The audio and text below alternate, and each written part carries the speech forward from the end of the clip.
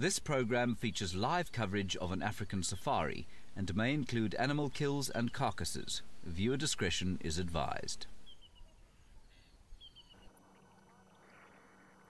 Good morning, and welcome to Africa. Yes, we're sitting here watching a glorious sunrise. Well, it's actually already up. It happened very, very fast. We were telling it to slow down, but it wouldn't.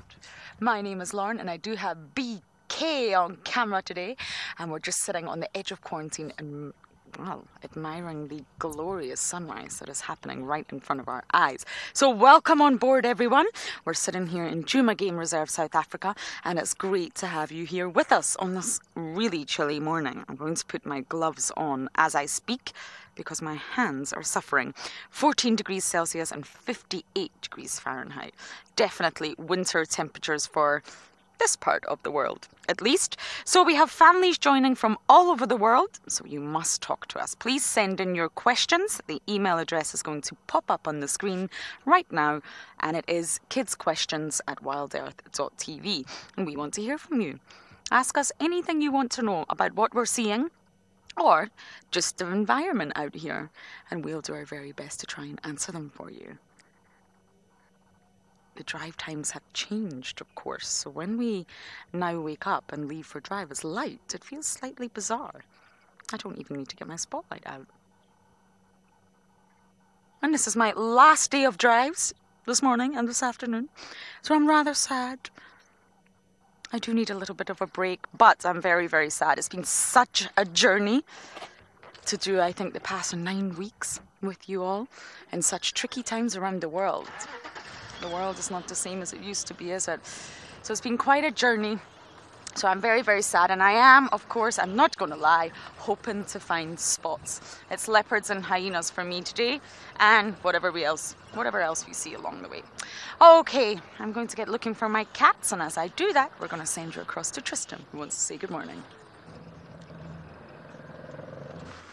Well, I hope that you do find your cats this morning. Lauren, it's always nice when you know, leaving somewhere to get a nice departing sighting until you're back again. So I do hope that Lauren finds some kitties. I mean, I know she wants to see Tundi and the cubs more than anything else, so hopefully they'll have crossed back onto our area. But before we get into all of that kind of thing, my name's Tristan, as Lauren mentioned. On camera, I've got David this morning. Darby, you also want to see a leopard, don't you? Yes, so David also wants to see a leopard this morning, so we'll try and see if we can find one. Doing the sort of western and northern areas in the hope that we can pick up some sort of track for one of our spotty cats.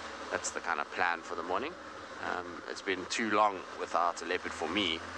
The last leopard I saw was almost 9-10 weeks ago. So it's a long, in fact it's more, it's almost 12 weeks now. Which is far too long for me. It's not a good thing when I don't see leopards. I think I actually physically start to become sick by not spending enough time with them. So we're going to try and rectify that today. Thankfully, we've had lots of ellies around, which have been very nice. I actually see lots of elephant tracks here, but they're all going the opposite direction.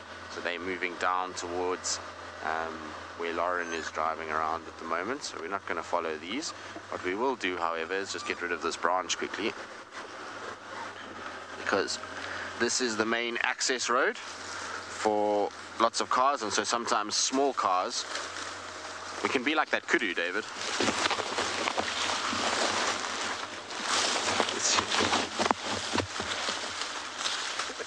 Oh, perfect. Perfect. Yeah, nailed it. It's not very comfortable, David. It's like quite heavy at the back. It certainly doesn't feel great. Kudu certainly looked as though he did it much better than I did. But we're going to get rid of that. Let's get that off the road so that some poor small car doesn't have to worry about it. But yes, that was my kudu look for the morning. Kudu, I don't know how you did it. It wasn't very comfortable. It was, like I said, it was back heavy, David. I felt like I was being pulled backwards. Anyway, ridiculousness first thing in the morning, I'm afraid. Okay, so David's camera has now all of a sudden just decided to freak out. It just couldn't handle so much ridiculousness first thing in the morning. and so has decided to have a little moment, but apparently it's okay again, Emma, so if you want to stay with us, that's perfectly fine. David? It was jealous of the branch. It was like, where's my branch? I'm cold up here. Give me a branch. I want to also. Otherwise, I'm just going to do my own thing, and you guys are going to have to figure it out. So, camera is all sorted. Sorry, David, that you're having a naughty camera this morning. Is misbehaving. Anyway, also wants to go on leave, David. Yeah, yes. Alright, so now I was hoping to have found a track by now somewhere coming from the western side into Djuma, but it doesn't seem like there's any sign of anything. There's lots and lots of tracks for hyenas, and we were actually talking about it last night. I was talking to Lauren and saying, you know, Hart always seems to be up this side, and I wonder if these tracks that we see up and down via tele-access isn't her going in and out of Buffelshoek, Hook, and maybe that's where she dens, because we have not found a den for Hart in well, as far as I remember, but we have seen her pregnant and with suckle marks, so I think she must den somewhere up this side, maybe this kind of eastern boundary of Simambili, or just the southern side of the Manyeleti Buffelshoek Hook area. So I wonder if this is not her tracks that go up and down here, because every morning you drive this road, there's just tracks going all the way up and down this area. So maybe not, I don't know. It's just a theory, I suppose. David, should we do western or northern boundary? Which one do you want to do? You reckon western? I don't know, I was thinking northern, maybe Tingana. Let's do northern. Alright, now I'm going to go onto the northern boundary, so we're going to have a bit of a signal issue for a little bit. So while I negotiate that, let's send you back to Lauren and see what her feelings are on the Hart situation. I'm going to head to the southern boundary, so we're taking opposite ends. And one of us will find something, I'm sure. I'd also like to see that Ellie Bull again. I've nicknamed him Norman. Just a nickname, everyone. And the reason we do give nicknames sometimes is just to make it easy when we're talking about them. So we've been seeing this bull. BK's in love with him. I'm in love with him. I think Tristan had him yesterday. Davi's seen him. We've all experienced this bull and the energy he has and how gentle he is. And when we're talking about him, instead of saying, you know, that big bull that's got lovely energy and he's very big, he's in mass and he's got a tear in his ear, it's just a little bit easier to have a nickname.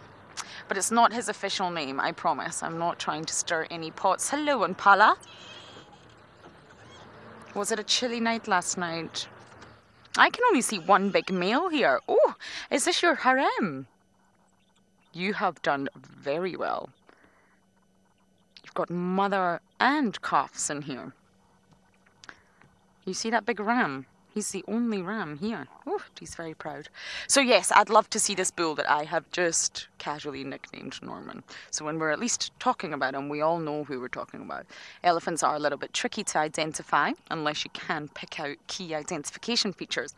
I'd love to name Impala, but look at them. You guys are gorgeous, but you all look the same. Yes, you do. It's very tricky. And you really can't name an animal unless you can definitely prove that it is that individual. Leopards have spots on their whiskers, on their top line.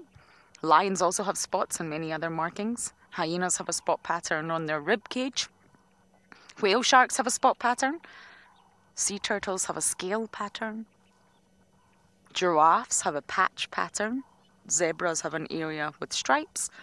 So you really can identify the individual, but with Impala, it's very tricky. Now, the reason I'm paying attention to them is I'm just watching their behaviour. This little female at the front has been the lookout. Now she's looking at us, so that's not very helpful. Hello.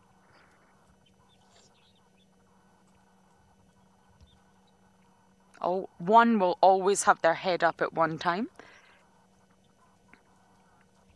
Oh, now the ram is eyeing us up. Hello, sir. So as I have a little morning meeting with these Impala here, we are going to send you across to andBeyond Ngala, as Sean wants to say good morning.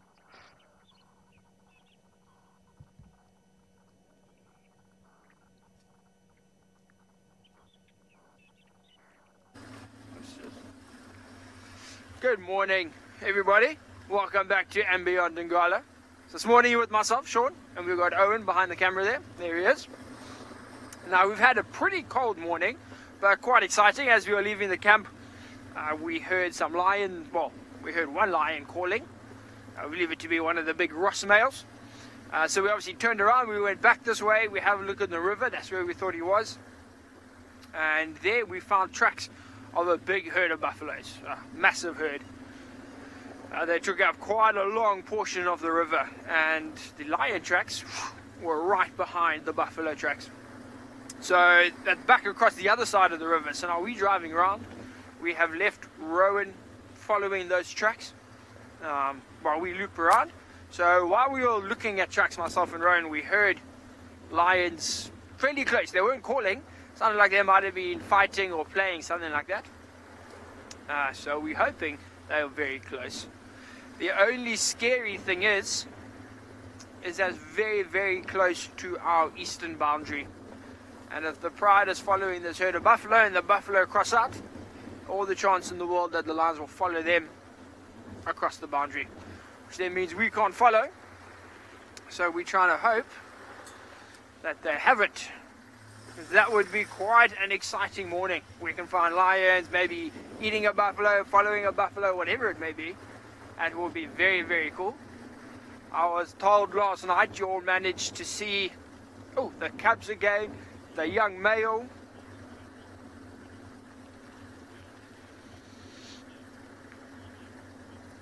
Okay, so Amelia, who's 11 years old, I think she's in Singapore. Amelia would like to know how big a male lion can get. So Amelia, the lions that we get here, the big ones, they would weigh roughly 230, 250 kilograms. So 500 odd pounds. That's how much one of the big ones would weigh. On average, I'd say like our two Ross males, probably slightly smaller than that. They're not the biggest male lions we have. They're very good at being the dominant males, but off of our eastern boundary there are a few that we see very sporadically that are bigger. But yeah, Amelia on average, say between sort of 230, 250, maybe 260 kilograms.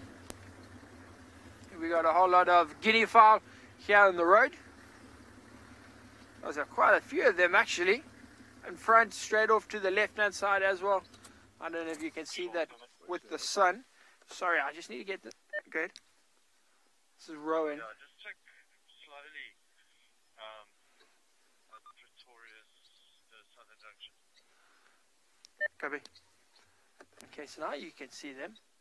They're actually very beautiful with the sun shining through on the back of their heads, back of their necks. So these are helmeted guinea fowl. Fairly common bird, especially for those of you living in Cape Town. You'll see them coast and bush gardens, on the mountains, maybe even in your gardens. I think Constantia, they live quite a lot. Out here, you go through times. Sometimes you see them often, sometimes you don't. But as beautiful as these birds are, and they're very, very beautiful, especially in this light, Rowan has just heard again lions a little bit further, and it seems like they might be crossing one of our boundary roads. So what we're going to do, we're going to head there. We're just going to let these birds move off the road, head towards where he heard them. In the meantime, we're going to send you to Lauren, who seems to be using all of her senses this morning. I have got piping hot male leopard tracks. Now, I'm at this junction. I always find it quite awkward when I get to this junction live because you've got to really pay attention. I think I've got them. Bear with me. It's a four-way. Crossroads. Decision time.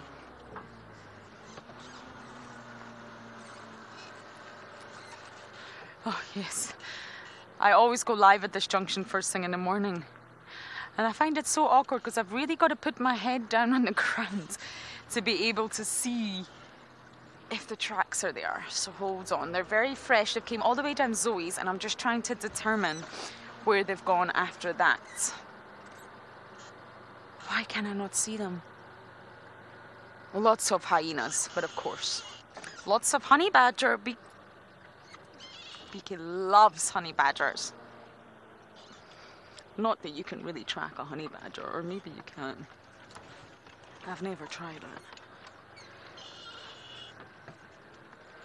Leopard, where have you gone? It's very, very fresh. I know that for a multitude of reasons. The weather conditions, the state of the track, how crisp they are, and the fact that I drove this road maybe 100 times yesterday. Okay, maybe not 100, but a lot. Okay, I'm gonna have to jump out and go back to the last tracks, I'm afraid, because for some reason I can't not see where they have came. I'm more than happy for you to stay with us.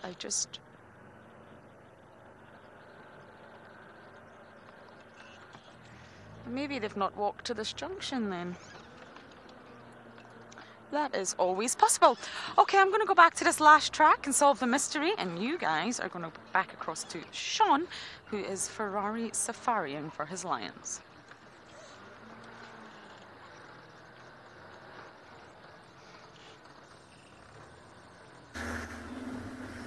Okay, and we're back already.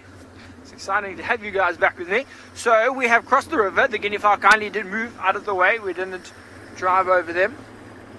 And we're heading... What's a vulture? So this is sort of a junction. Just on to the left there is where our boundary is, off to that side. Not far, maybe 300-400 meters. So you see it's very close. Now Rowan is off to our right hand side, off down there. That's where we heard all the lions. Well, we heard lions. And now we think they're heading this way. So we're going to have a look. We're also going to be like Lauren though. So I'm not going to use my nose. But we want to be looking on the ground. Not here yet, just a little bit further down. For any tracks. Now what I'm thinking is, we will first see tracks of that herd of buffalo. Because as I said, it looked like there were lots of them. I'm saying lots, probably close on 100, maybe even 200, judging by the size of the tracks in the river. So you should see a herd that sort of size where they've crossed. They're very heavy, they make a lot of sort of tracks in the road, they kick up a lot of stuff, they will drop dung, a lot of it. So there's a lot of signs.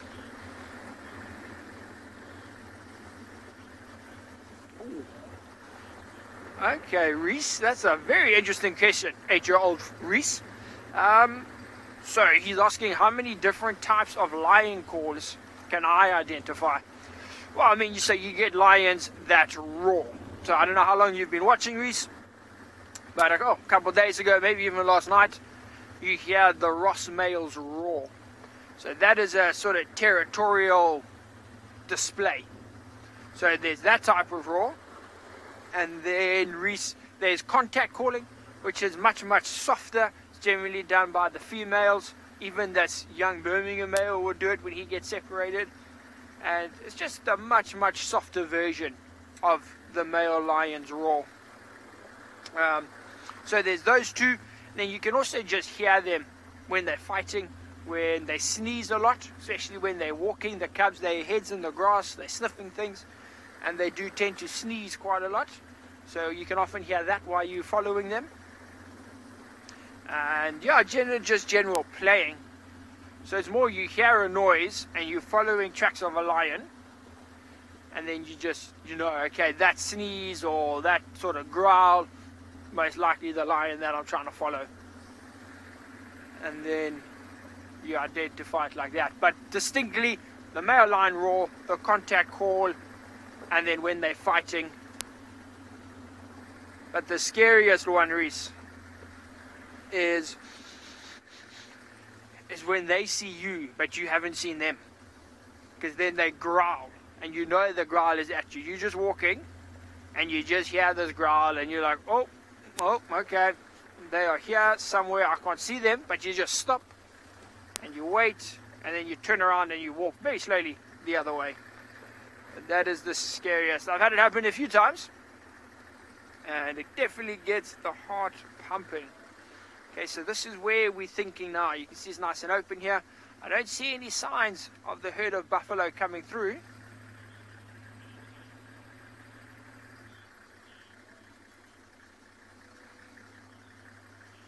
Okay, so Ladisha, 8-year-old Ladisha. I wouldn't say often. I have been scared by lions, yes. Not often though. I would say maybe on 1, 2, possibly 3. So let's just round it up to 4 occasions. I have been scared by lions. Look, 3 of those where I was actually scared. I was like, oh, this is not safe. It was safe, but so 3 occasions like that, and then 1 occasion where I was just slightly nervous. More just a fleeting thing. I was like, oh, and then it was fine. Because you get to not sort of trust the animals, but you get to understand their behaviors, their body languages, and then you know, he's fine, so I'm going to be fine.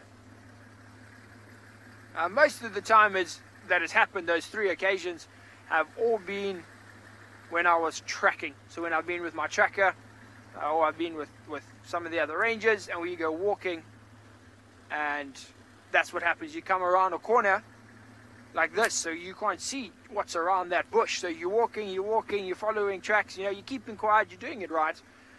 But as you come around the corner, they're all the lions sleeping. So like this, and they're just sleeping right here. And then they obviously stand up and they growl at you and they look at you. That's happened 3 times, and that's quite scary. But all the times it's been perfectly safe. We do exactly what we trained to do, and everyone just walks away nice and happy. So it's not too bad. Just having a look here. I haven't seen any sign of that herd of buffalo.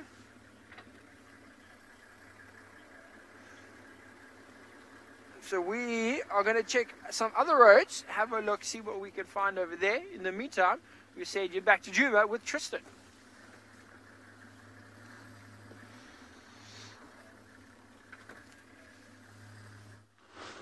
We are tracking. We found a track for a male leopard, but I'm thinking that maybe, just maybe, it's the same track that Lauren has picked up on Zoe's. This male leopard was walking along the Buffelshoek boundary, and then it looks like turned south.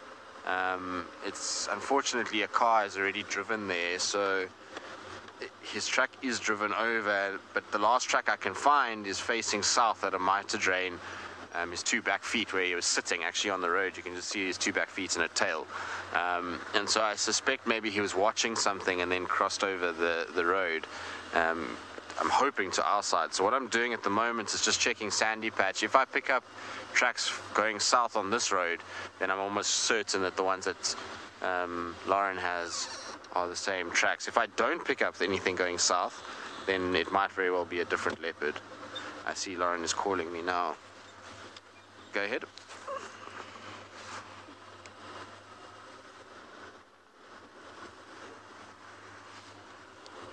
Go ahead, Lauren.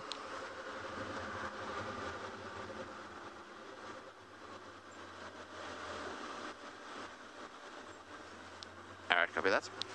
So she's just saying that the tracks are still going south on Zoe's. I haven't picked up anything on Sandy Patch, certainly didn't pick up anything on WildEarth Access, so maybe this is a different leopard. It's possible, and maybe it continued westwards, because when we came up, the reason why we actually started looking in this area is because the anti-poaching unit dogs were going absolutely crazy. Now normally they don't bark much at all. It's only when they see something that they don't like, and so it could have been this leopard might have walked past there, and that's what set the dogs off. So if I don't find anything here, I'm going to loop back onto WildEarth Access and just go check Triple M, just to see if there's not a track that goes across that way. Because if this leopard had gone towards Zoe's, it had to have walked this section of road, because the tracks were already too fast Aubrey's, and it was right at almost the junction of this road. So to get to where Lauren is, it would have had to have come this way, but so far it's just hyena tracks all over the road. No sign of a leopard track here yet. And I suspect that this male has not come this way. Yes, Emma, that would be quite nice, as if it's 2 different males and we both have our own leopard this morning. That certainly would be a winner for the day. But he hasn't come this way. I suspect he just went straight west, which is also not ideal. Or maybe he cut on a different route. But we'll go around and double check and just make sure. This area has been so busy with leopards since I've been back. Not that we've seen them, but the amount of tracks that has been around this sort of northwestern corner has been astounding. Every day we come up here, either one of us, we tend to find tracks for a leopard moving around.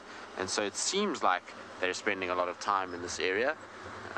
What the reasons for that is, I'm not quite sure. It's not like there is a shortage of water everywhere else that would, bring the animals here. It's not like there's a high food density in this area, so I'm not really sure why they're all around the side, but eventually we'll figure it out. In the meantime, though, let's send you back across to Lauren, who's halted on her tracking for a little bit because she spotted a bird of prey. I have a white-backed vulture. Look at him, fluffed up into a pom-pom, a feathery pom-pom, probably biting against a cold. Now, my leopard tracks are extremely fresh. They could not be fresher, and I'm almost at the bottom of Zoe's now, so I'm scared. I'm very scared to get to the bottom of Zoe's road and find out that they've crossed. That's what I really don't want. But it's just interesting there's a vulture here. Whitebacks are extremely opportunistic. They will really, really take any opportunity they can get when it comes to food. Their eyes are always on the prize. Highly visual creatures. Now, when you just see one vulture, I'm afraid, it doesn't mean much. They have to wait until it gets a little bit warmer, so cold air sinks, warm air rises. So now that the sun is up, they'll be waking up, they're diurnal, but then they have to wait until the thermals are in the air from the warm air rising to take flight. They're heavy birds.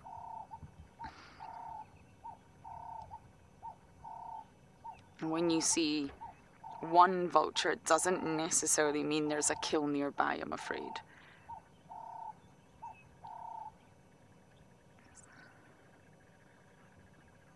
Zach and Adam, very good question. Leopards do hoist. They hoist their kills into trees, and they do this to escape them from the ground scavengers. So be it hyenas and lions and other leopards.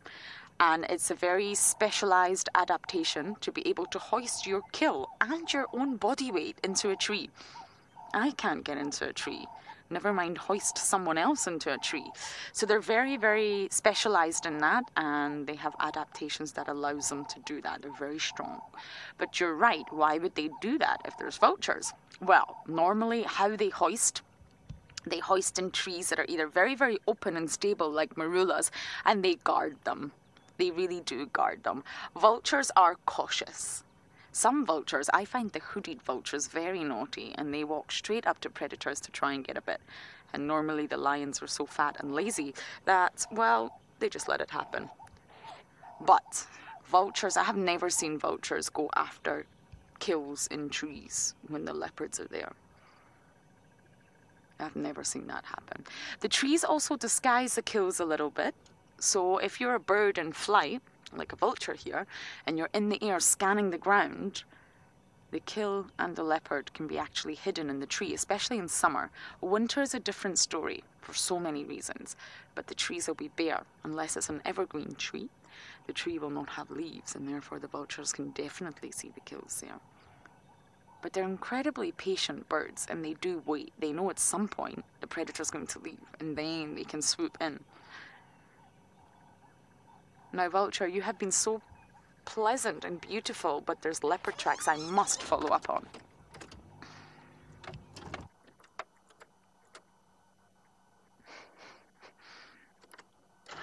Gabriella, you're 11 years old. Hi, Gabriella. I have no idea.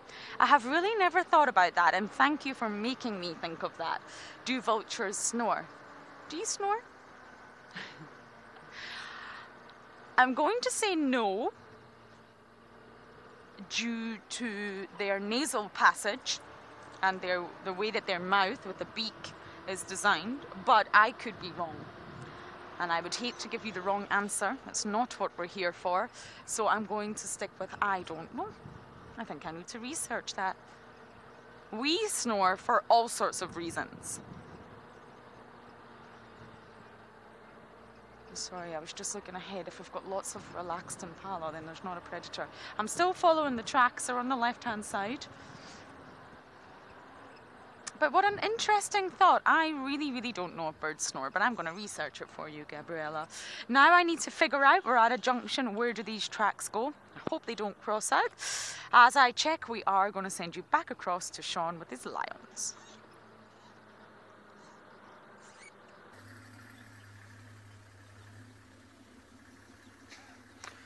Okay, everybody, welcome back.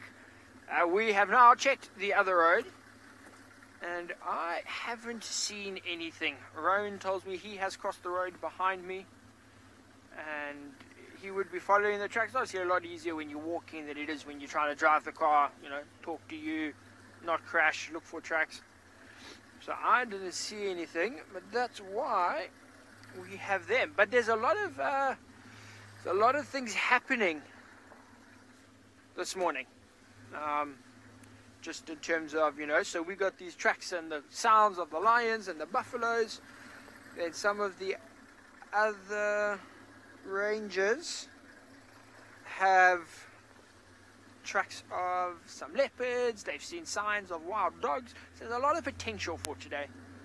A lot of potential for today. As long as one or two of those things come through, I think it will be really awesome. We're going to stick here on these lion tracks though, purely because we heard the lions, so we can be fairly sure that they are close.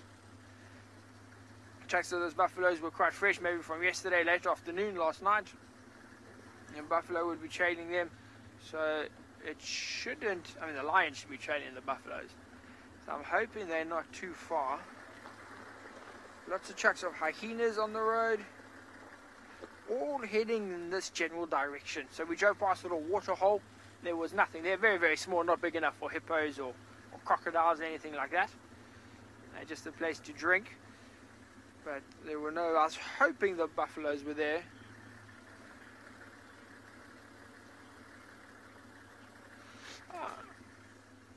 11-year-old Amelia. Lions' roars are very loud. We, as humans, can hear a lion roar from maybe 6-8 kilometers away. You know, in good conditions, being, you know, very few bushes and trees, maybe even down the river, you could hear it 10-12 kilometers away. So it's very loud. You know, other lions can hear another lion roar, 12-15 kilometers. They got impeccable hearing, you know, much better than our hearing, Amelia. So they can hear each other call from vast distances. But obviously we can also say, you know, so when we heard that lion, we all thought to each other, okay, it's very loud. It's not that far away. This is what's between us. This is most likely where the lion is. And at that stage, it was maybe about a kilometer away from where we were. But of course, if the lion is moving, that kilometer can obviously be get much longer. So we are able to tell roughly where we think the lion is from the volume of his call. But it's amazing how the sound can travel. And it does get distorted. Like, look here, Amelia. Look how thick it is here. Look at all of the trees. Owen's going to pan around, but you can see all of these trees here. There's a lot of bushes. There's a lot of trees. It's a very thick, dense area.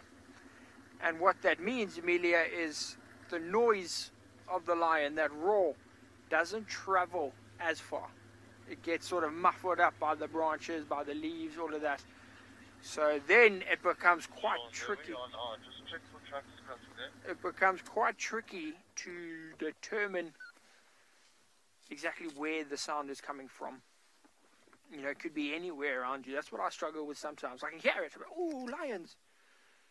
But I don't know where exactly they're calling from. So we're just having a look here. I just stopped the car because, as I said, it's much easier to look for tracks when you're out of the car. So I'm just having a quick look here to see what tracks we can find. While I'm off here and I'm going to be walking, looking, we're going to send you back to Djuma with Tristan, who's got some fighting impalas. Well, we are back in Djuma, and we were just watching some impalas sparring. I wouldn't say fighting, it was very gentle, but they've now stopped, of course. It's typical with these guys is when they're having these little boxing sessions that, you know, when you want to show them, then they'll stop and not do it anymore. But they were kind of just pushing each other a little bit, and it's almost like they were warming up and practicing as, you know, athletes would train. It was the same thing for them, and you'll find that that's quite common at this time of the year. There will be males, particularly younger males like this, that separate out a little bit, and they'll almost kind of push each other a little bit and just move their heads. So there we go, exactly like that. Thank you, boys, for coming out in the open and doing it. And so this is all just kind of almost training, if you want to call it that, for them to be able to actually compete properly later in their lives. Like I say, these guys are still too small. So the one at the back now, the closest one to us, probably could potentially get involved in the second rut of the year, so when a lot of the other males are not in the greatest condition. But the two on the right that are clashing horns are still too young. I reckon they're a year away from being able to compete. Generally, male impalas are only competing in the rut at around 3.5 years old, so it takes a bit of time for them to grow a decent enough set of horns, as well as the muscular structure and shoulders that they need in order to dominate others and get themselves a harem and be successful. Right, David, onward. I'm afraid that we did find a set of tracks which I'm sure are Lauren's ones, and it sounds like they've gone all the way south into Hofmann's. So that would be the hook who does that little loop, which is not ideal at all. So I'm just kind of doing this little northern sector of Triple M just in case that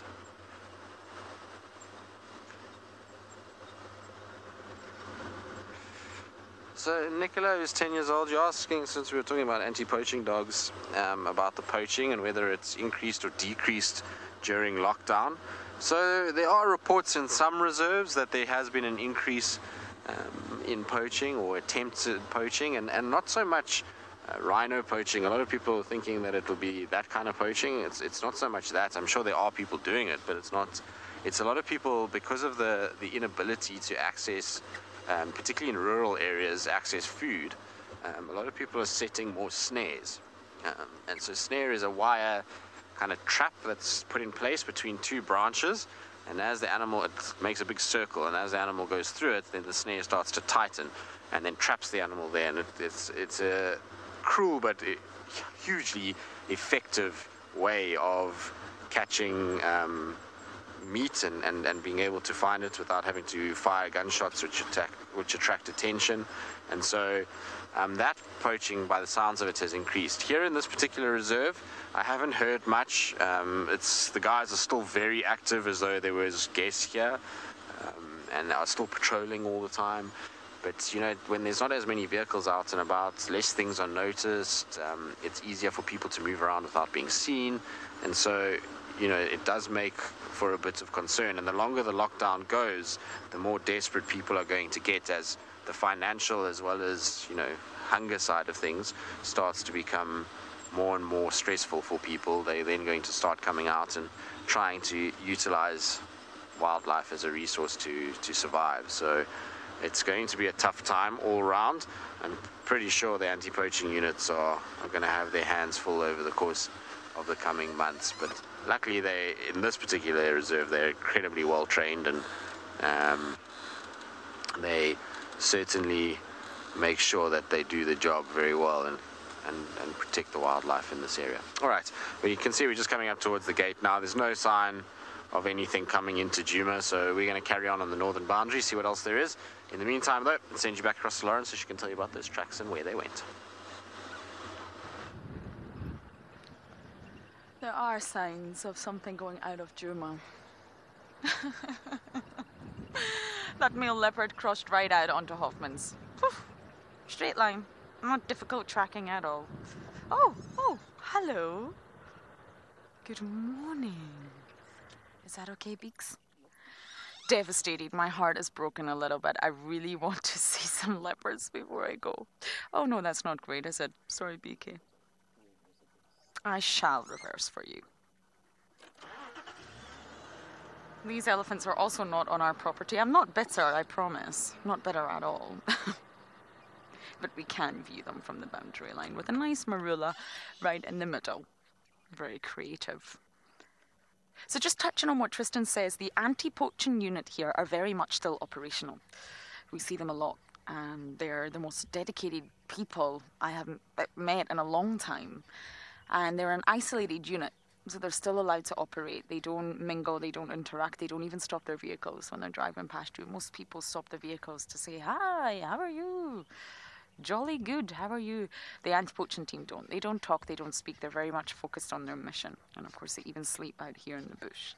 And therefore, they're still allowed to operate. And it's still critical that they do operate. But yeah, snares I can see would increase. I see what Tristan's going there, and it's very sad. I had to call in many a hyena in the Masai Mara that had snares around their neck. And it's really sad. It's really sad to see. And they will intervene. They will intervene in the Masai Mara because it's human caused. If we have caused an animal to suffer or sustain an injury, then we will fix it. Snares, car accidents, any form of gunshots, anything that has been caused by a human, plastic, then I think we can intervene and fix the mess that we have caused. And I do agree with that. But other natural diseases or anything that's spread to an animal or through a population, we don't. What a beautiful bum. Should we go forward, BK, and see if we can get any of the bums?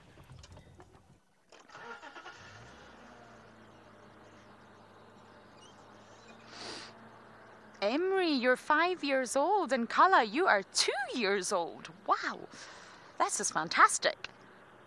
You're asking about rhino. Yes, we do have rhino. We have lots of them. And I am going to be honest to say that at this past month, for some reason, I think BK will agree, we've seen them every single day.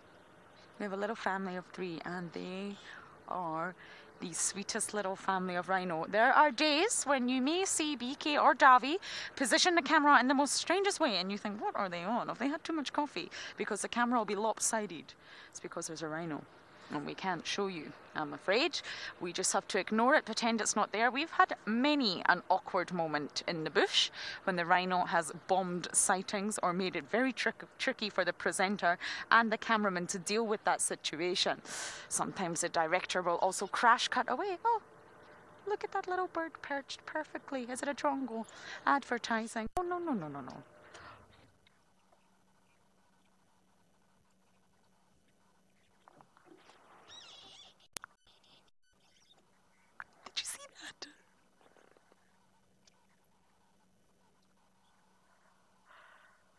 Drongo just came right to my face. Hello, fork-tailed Drongo. Come on, do it again. Come say hi. I'm not a big herbivore that can provide much food for you, but come on. I cannot believe that just happened. This is the fork-tailed Drongo, everyone. A black bird. It's very, very noisy, and the tail is forked. And they follow herbivores. So I imagine this bird is following the elephants because the herbivores... I'm actually going to get out and show you. I don't know if this Drongo is going to come and bomb me. No, we're going to fly away. So as you walk, the herbivores stir up the ground behind them. They don't mean it. They don't do it intentionally, but the ground gets stirred up. And not on the sand, but on vegetation like this and on soil. It upturns a little bit of the soil and it disturbs all the insects, maybe insects that were in the soil, on top of the soil, on blades of grass, on plants, and then the fork-tailed Drongo can swoop in and catch them. But I'm not quite sure why it tried to swoop in and get me. That's never happened to me before. I am absolutely astounded. What a magical moment, everyone. So yes, just going back to the rhinos to wrap that up, we do have them. And we're allowed to talk about them. So anything you want to know about rhinos, ask me. That's what we're here to do, educate, but we just can't show them. And sometimes it makes it hard to talk about an animal when you're not seeing it and you're not connection. Oh, my goodness, Emma has just informed me that 45 minutes is over already. How sad. And I still don't have a leopard. Oh, anyway, it's not all about the leopards, really. It's not. And so thank you, kiddies, for all your questions so far. The drive is now open to everybody to ask your questions or just send in your comments or jokes. We do love a joke or two, especially if we're not finding animals. It can get really tough. Send in whatever you wish. But kids, don't stop. We will still answer questions from you too. So I'm going to check the east because I would love to see Tandy before I go. She's been very secretive, spending most of her time on Torchwood, and it's very sad. Oh, I do have something I can show you. I'm just trying to find the best one. We have tracks for what we were just talking about. I think BK, you see this big one, will you be able to get it? I'm just going to get out my pointer because I feel really cool when I use my pointer, and I'm not that cool.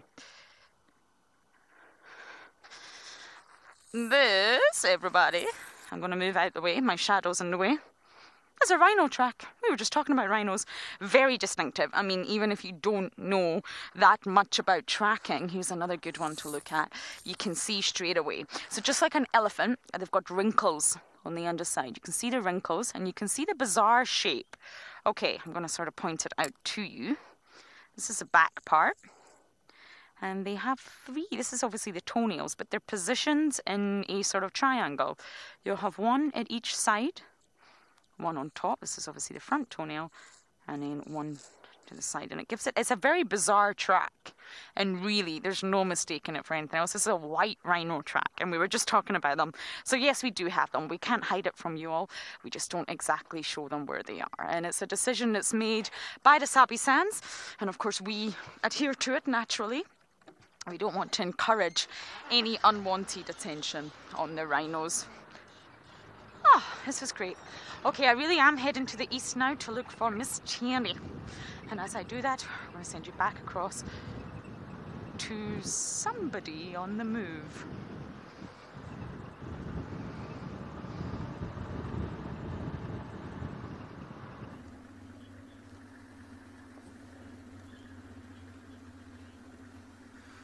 Unfortunate news there, Djuma, with that leopard crossing out. I'm starting to get a bad feeling that our lions have done the same thing. They've also crossed out. While I was off there looking at the tracks a little bit earlier, we heard the male lion calling again on this road.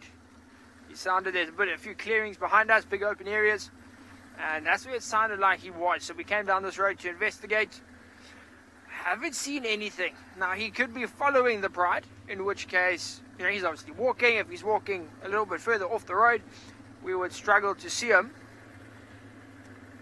But we're hoping he's going to call again. We heard another lion calling, but very, very far away. Much more in the sort of more central parts of andBeyond and Ngala. I was hoping this one would reply, but he hasn't yet. Not yet. But he's close. That call was not far away from where you saw me get out the car. So what we're going to do though is carry on down. So the tracks of the pride where I jumped off, that's where they crossed, and they're headed in a more sort of easterly direction. So we're going to go have a look at two roads on that side, just to see have the lions come out anywhere there. Hopefully not, because then we know they're between our eastern boundary and where we are now roughly. This road hasn't been driven in a while, just watch out. So hopefully they haven't crossed that road, in which case, as I said, they're still within andBeyond and Ngala. And that's what we're going to see. Yeah, you might even see the little water hole I mentioned earlier. You'll see now we'll come out a bit of a gap. It'd be amazing if the lion was here drinking. So there you can see the water, it's quite full. For the fact that where we are in the year and we haven't had rain in quite a few weeks now, this is still holding quite a lot of its water. But you can see far too shallow for something like a hippo or a crocodile. or any aquatic animal really. There might be some frogs and some fish.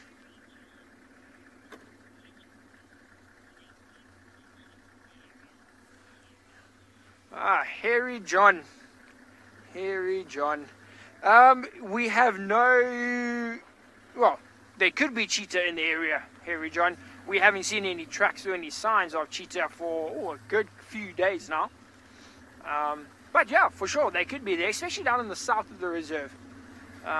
We haven't traveled into the south. I was there on my last drive, so 4 days ago I was down there. And then we had no tracks, no signs. We did have tracks actually in the central parts 4 days ago, but it led to nothing. That's when we followed up on the vultures and we saw the one hyena that was there where we saw the cheetah tracks. But no, nothing new, nothing fresh for this morning in terms of cheetahs. But you never know, the bush will surprise you. The bush will surprise you. It provides. You know, it makes it hard, but it does provide. You'll see. You'll see. Something will happen. Either here or Djuma. Something will happen. I'm just trying to figure out where this herd of buffalo went. We haven't seen them cross out anywhere. They're not inside what we call the block.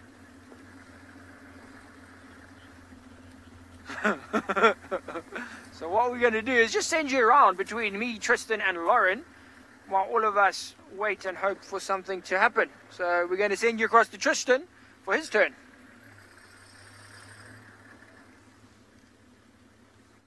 Indeed, it'd be quite nice if something popped up in front of us. Well, although something did pop up in front of us, it's just down the road here.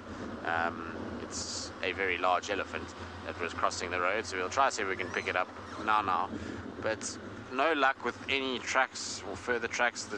That male leopard that we were following came out of Buffelshoek from an area where it was close to where Tingana's tracks went in yesterday. So I don't know if it's maybe him and he's gone westwards.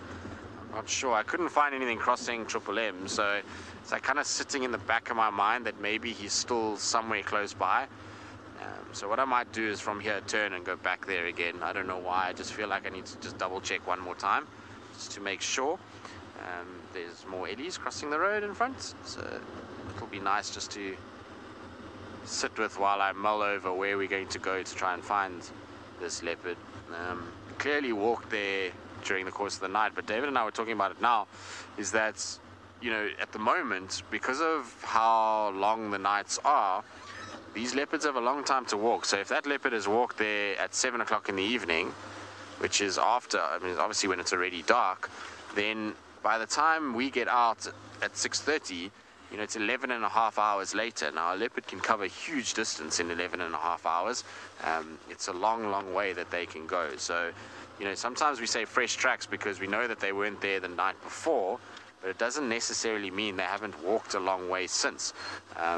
You know, fresh tracks would be ones that are on top of civets and hyenas and genets and all those kinds of things, because you know that they come out at night. And so if it's on top of that stuff, then generally you're in a good position. David, I'm just going to try and get around these guys so that we can actually get some decent light and not be blinded by the sun as they walk along. They're also coming this direction as well, so should get a good view of them shortly.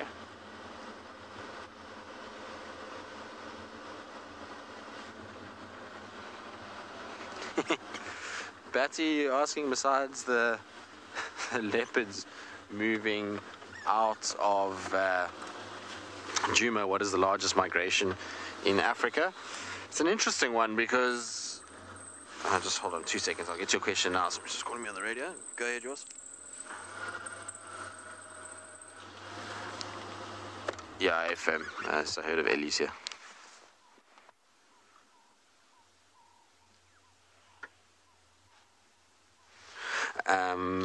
So it's an interesting one. I mean, are we talking mammals or are we talking animals in general? Which does that include birds, insects, and various other creatures?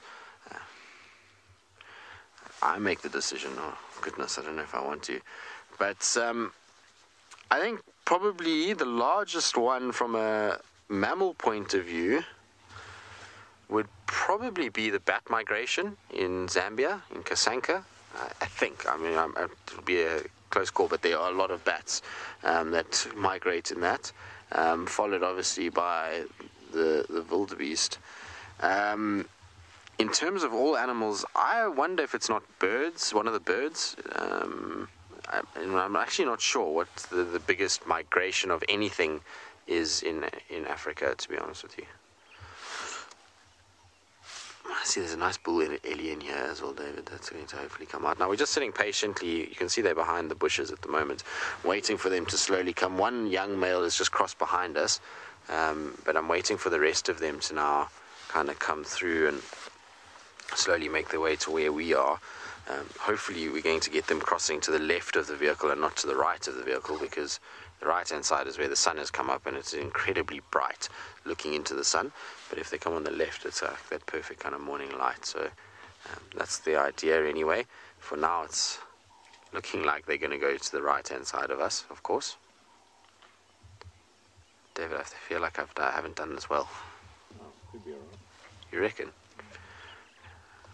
Well, if they start to move to our right, then we just reverse back a little bit and we'll be able to kind of see them nicely. But I always quite like when you get these... Yes, I know, Emma, David's being very creative this morning, using the trees as a natural framing. So for those of you that are interested in photography out there, that's a good tip, is to use natural framing for animals. It's always a nice thing when you can use bushes and things, particularly if the animal is far away from the bush, and you can use a very low f-stop number, which would blur out the vegetation in the foreground and the animal behind it, and then it almost looks like this kind of dreamy, soft feel framing the elephants. Is that right, David? Sounds about right. Sounds about right. Excellent. There we go. David, who won your competition yesterday with your Instagram? Oh, still in contention. Still in contention, eh? So it's still being voted on? Yes. Well, how long until it gets closed? I'd say lunchtime today. Till lunchtime? Yep. Not the start of drive? No, start of drive. I think start of drive, eh? That's a good 24 hours that people have had time to vote as to whether Lauren or David. What do you think, David? How are you feeling confident about winning this one? Absolutely. Absolutely, well done. Lauren has put her thumbs up as well. Excellent. There you go, David. So David's feeling confident. Lauren is in agreement that it can go until drive. I think that's how you should do it. Drive to drive. Yeah, makes sense. 24 hours. I like that. Voting time as to which of the two got a better photo. Should I start competing with you guys? I think that's a good idea. You think it's a good idea, David? Although I've not seen these hyena cubs, so I'm not going to be able to compete with that particular competition, but we'll see it. We'll see a leopard on there. Yeah, we'll see a leopard and then we can do a leopard competition. That should be fine. Does it have to be from that sighting, David? Is this the rules of this? This is the idea that it's... Okay, so you both got to take a picture from the same sighting. That'll be difficult for me to compete with then, but because we're going to be in a different sighting if you're on Lauren's vehicle. Maybe spread it between AM and PM. I don't know. Maybe, yes, exactly. I think if it's a static sighting, maybe like something on a kill, or the hyena den, then we can spread it. Anyway, back to the elephants. I mean, we're talking absolute nonsense here about photographic competition between us. It's nice sometimes just to discuss these things, because I know a lot of you do safaris and go, even if you don't do safaris here in Africa, but you go into the wilderness areas wherever you are in the world. If you're watching this show, you typically are interested in wilderness areas, and so if you're photographing birds or you're photographing your local flora and fauna, it's sometimes nice just to discuss it while we be patient for the ellies to come out a little bit. So not the worst thing. Hey, David. No. Amazing how many ellies we've actually had of late. It's been incredible. It literally go anywhere and there's a herd of elephants, and particularly on a day like today, it is absolutely the perfect morning of a sort of early winter. It's not too cold, it's crisp, it's clear, and there's a beautiful blue sky, the sun is shining, and more importantly, David, there's no wind. And so that means that generally when you don't get wind, the elephants are absolutely loving life. The other interesting thing is, we were talking about this last year, And I was thinking about it last night when I got back, because of the fact that we've been seeing elephants and buffalo. Is last year Djuma was incredibly dry from a water perspective. So it had what would be termed almost a green drought. We had enough rain that we had some vegetation growth, but not enough to fill our dams. So the likes of Buffels Hook Dam, Gowrie Dam, Twin Dams, Treehouse, they really didn't do very well at all. They had water at this time of the year, but very little. And what that meant is that we had a very quiet winter period in terms of elephants and buffalo. In fact, we hardly saw buffalo last year. And I wonder, I mean, we're talking, like I say, talking about last year, that maybe this will be the knock-on effect. I wonder if maybe, just maybe, because of the lack of big animals that eat a lot of food last year, so very few hippo, very few elephant, very few buffalo, that this particular part of the Sabi Sands got a bit of a break, and there was a lot of vegetation that was able to grow and recover over the course of basically a 2-year rainfall period.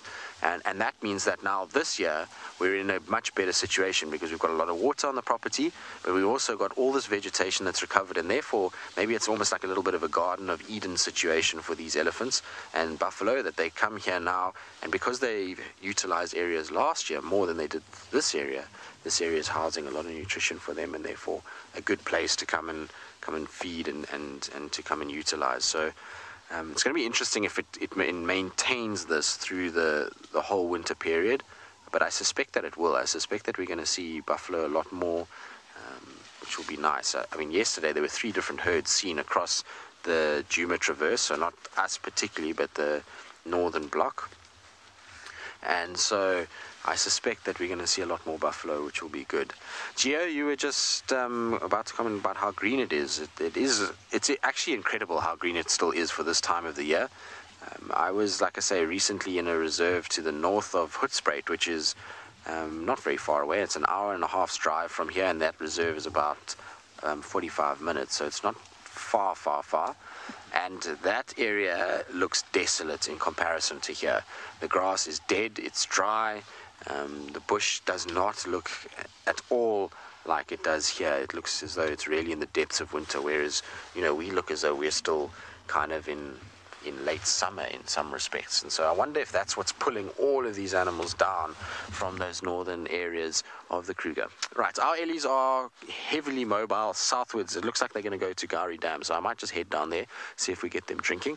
In the meantime, though, back across to Sean. Hopefully something's going to pop out in front of him, as he was alluding to earlier.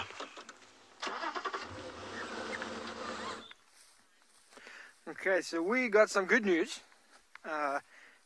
So we found the tracks of the whole pride again. They were heading east towards our boundary, which is just off to sort of my left, if you can see me, down that way. But they're just over here now on the road. They turn back. They turn back on the road and they head down this way, and then they cut through here. So I was just having a look, and it seems like they're heading straight towards the river, the Timbavati. So it's just up there, not far. So the other side of all of these trees. So what I think we're going to do is loop around into the river. Now they could be going, there's a very, very big waterhole where you would have seen all of our hippos. Just over there, Clara Dam. It's up there. So they could be heading to Clara Dam. Should be a bit strange though, because they did walk past the other waterhole. So if they wanted to drink, they could have done it there.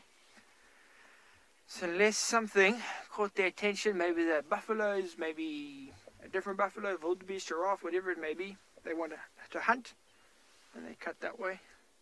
So we're going to loop around and see if we can find them in the river. So that would be really, really awesome. And it's just great news for us, because if I show you our map, which is somewhere in the car, here it is, so you can just get an idea of where we are.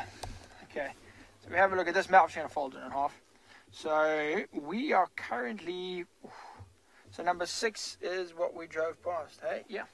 So number 6 is the little waterhole that we saw, that we stopped and had a look at. And we then went up past it, and we're here pretty much by the end of that T on point. That's where we are. So you can see this is our boundary right here, so it's very, very close. A few hundred meters, and they cross out. So they've now turned, and they're heading up towards their paved binoculars, towards the river. That's where they're heading.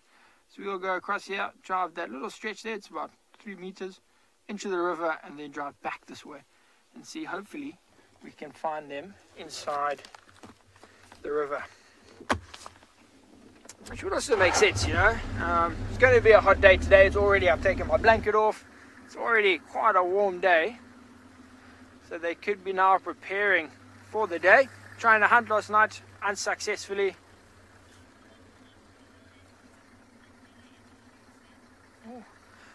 Okay, Dylan, 7-year-old Dylan. How many teeth do a lion have? Dylan, I'm not 100% sure as to exactly how many they have in their mouths. I will have a look in my book in the next gap that I have, and then I'll let you know when you come back to me. But they do lose their teeth. No, their teeth can fall out, their teeth can break, they can chip. It is quite common. In fact, one of the Ross males, one of the 2 lions that we're actually looking for, he's got a chipped, one of his canines, one of his top 2, I think it's his left one, is chipped. So it's actually broken almost in half. He's missing the bottom half of it. So it does happen quite a lot, especially with the older male lions. When I first arrived here in 2017, we had a very, very, very old male. He was probably 10, 11, and I think he had 1 tooth. He had 1. All the rest had just fallen out. He was very, very old, not in good condition, and all of them had just fallen out. So yes, very often their teeth will fall out, break, chip, whatever it may be, especially when they're fighting. You know, imagine you're hunting. Now, a buffalo, what, weighs 800 kilograms, maybe 900 kilograms. You bite into it and it kicks you, or it runs and it just rips and it pulls your teeth out. You might rip the skin, which is what normally happens for the lion, but sometimes it would just rip out the tooth.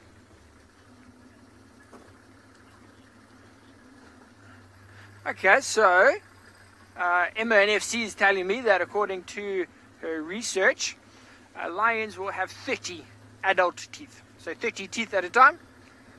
4 of those being those big canines that you see, the very scary ones. And then 26 teeth of a variety. You know, they will have sort of little, what do we call them, incisors? They've got like little cutting teeth along the side of their mouths. You'll often see them when they're trying to eat something. I don't know if you've ever seen it, but they will chew with the side of their mouth. And that's a sort of cutting action to get through the skin, to get through the sort of like the fat and the muscle and the meat to rip it off. So they have the incisors, they got those cutting teeth, they have a few little molars I think at the back just to crunch. But otherwise it's mainly cutting sort of shaped teeth. That is not the lions. It's very interesting. I've seen, when I was training, we did like a lion relocation type thing. So anyway, we relocated 2 young male lions to another reserve, and so we obviously tranquilized them, and then we had to move them to get them into the van, the transport vehicle. And so we were with the vet and all of them, and they were just showing us, you know, the gums and the teeth. And I mean, it is incredible how big lions are. Big, but when you're that close to it, like the size of its sort of muzzle, its snout, whatever you call it on a cat, it's massive. It's huge. The mouth itself, I mean, you go like this to get around the top. And these were young lions. I mean, these 2 males were maybe 3.5, 4 years old, and the mouths are this big. It's phenomenal. These are huge animals. I think we don't actually, you know, even live when you're out here, they look big, but when you can move one and you can see it, oh, they are massive animals. Massive.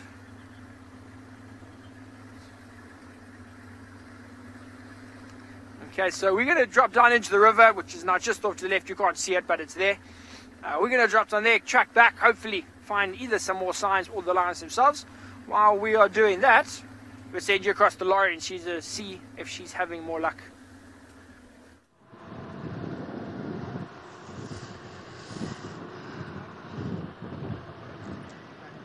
I'm live. Oh my goodness, how am I live and I don't know it? Luckily I'm not singing. There we go. Emma, can you talk for me?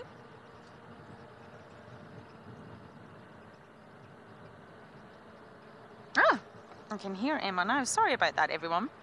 My earpiece unplugged itself. I have no No, I must have yanked it out, everyone. I'm so sorry. Okay, just a quick update from me. Piping, stinking hot, fresh female leopard tracks that come out the Mowati. We followed them all the way along Gairimi. Tiny little leopard tracks, and they go into Little Gairi. So I am very unhappy with the leopards.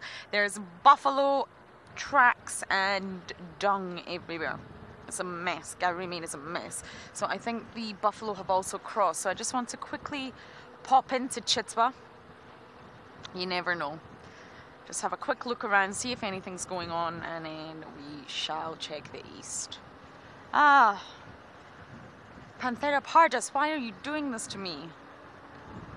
This is why you should never get your heart set on something. This is why I try to just bumble around. We have a joke. Are you ready, everyone? It's from Scott. On which day of the week do lions eat the most safari?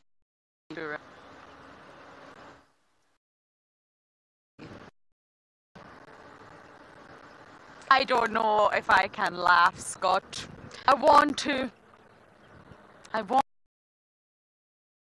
Agnes. I think that definitely joke of the day. Shashala would love it. Please do not send in any more dad jokes. I am not a fan of the old dad jokes. You've made Emma happy. But Scott, the award for the worst or best dad joke goes to you. For today. Okay, let's quickly race down to the dam, see if things happen. Now this is the dam we're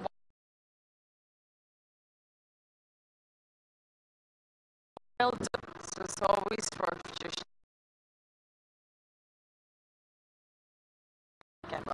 nice.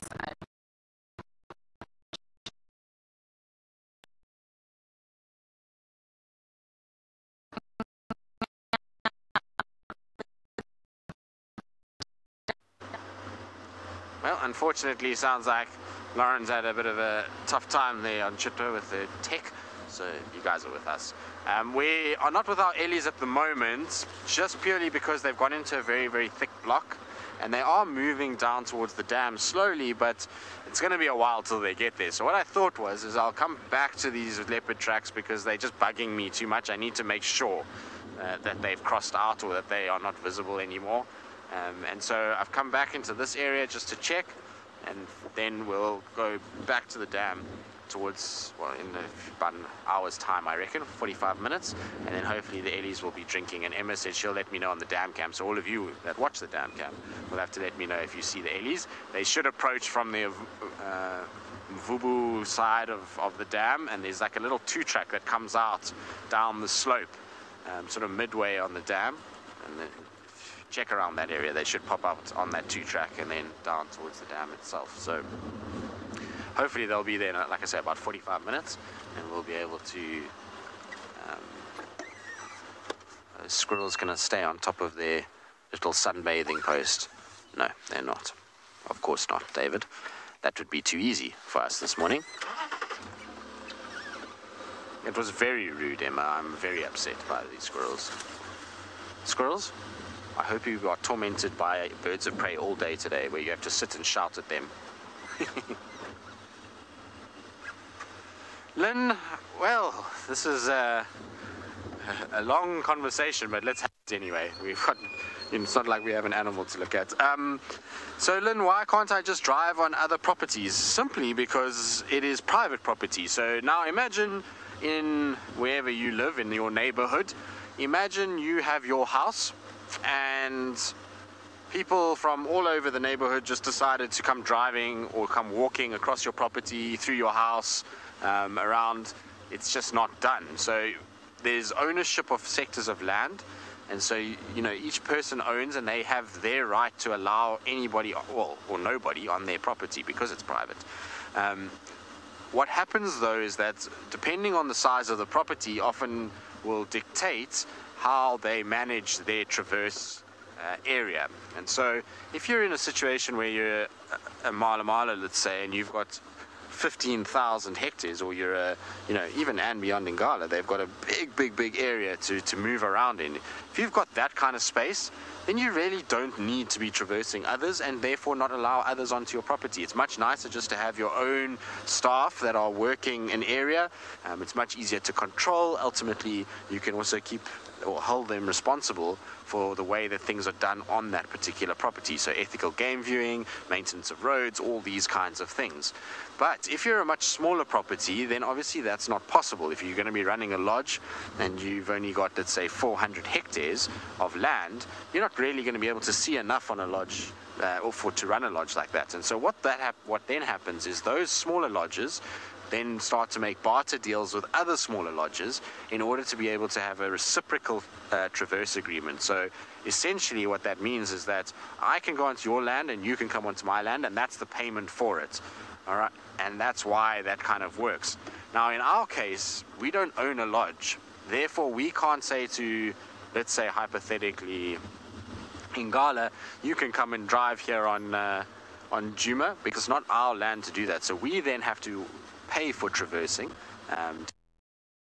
against that land, and the traversing cost is quite expensive because the value of the land is very expensive, and so the guy pay all their levies and make sure that the anti-poaching is stopped and paid and all these kinds of things. They've got a lot of expenses, and so that's why it does cost a lot.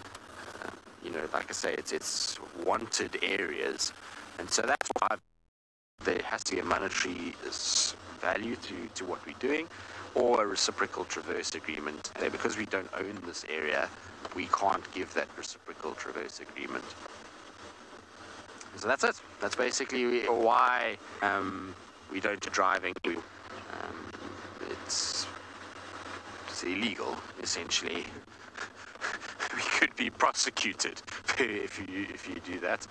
There's been all kinds of funny stories about traversing over the years, from guys, shooting at other guys, to people, trespassing and being fined, to people blocking access roads. I mean, there's all kinds of stories that go on, all about land. You can imagine. I mean, you see it in cities and things, people all the time about their little places and noise and all kinds of other things. All right, I'm going to just go back to the last track, which is just on my right-hand side here, have a little look around. While I do that, though, let's send, I think, back to Lauren. I wasn't actually paying attention. I was too busy laughing at the fact that people shot at each other at palm trees. But I think you're going across to Lauren. We used to lose it here. Hold on 1 second.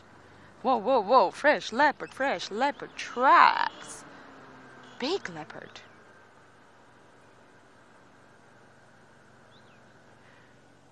Hello, can you hear me?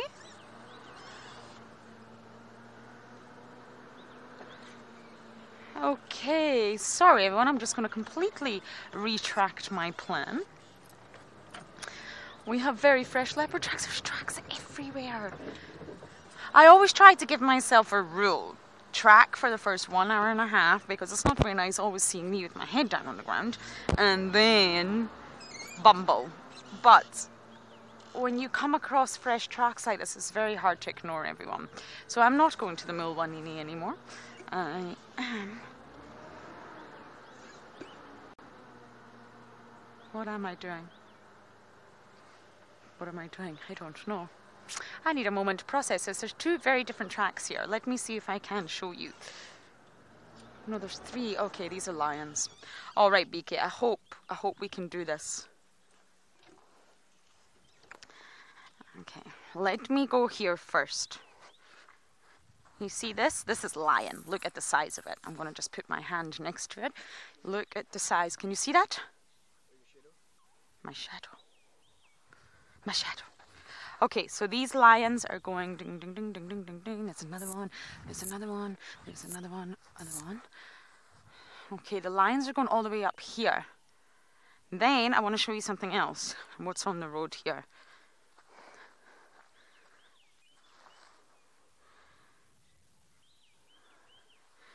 Hold on, let me see it. I'm now looking at the road from a different angle. I see it. Here's the other ones that I wanted you to look at. Lion. See that? Lions. Lots of lions. All the way up here. Here. Aha! We have a pride. But where are they going? Okay, just give me a moment. They're here. Lots of lion tracks, everyone. They're all the way up here. I just wonder, are they going to go into Torchwood, which is what we don't want, or Chitwa? If they're on Chitwa, we can go. We were just there, but I just went to the dam and back. These are definitely lion. There's old leopard tracks here too, but having a closer look at them on the ground, they're not very fresh, I'm afraid. They're female. I think they're quite old because traffic drives here, the wind has been blowing, and what that means is that tracks will not look crisp and fresh anymore, and that's how you can tell how recently that animal walked there. Okay, I'm going to really focus on these lines and figure out, are they on Chitwa or Torchwood, and then that gives us a new mission. As I do that, we're going to send you back across to Sean.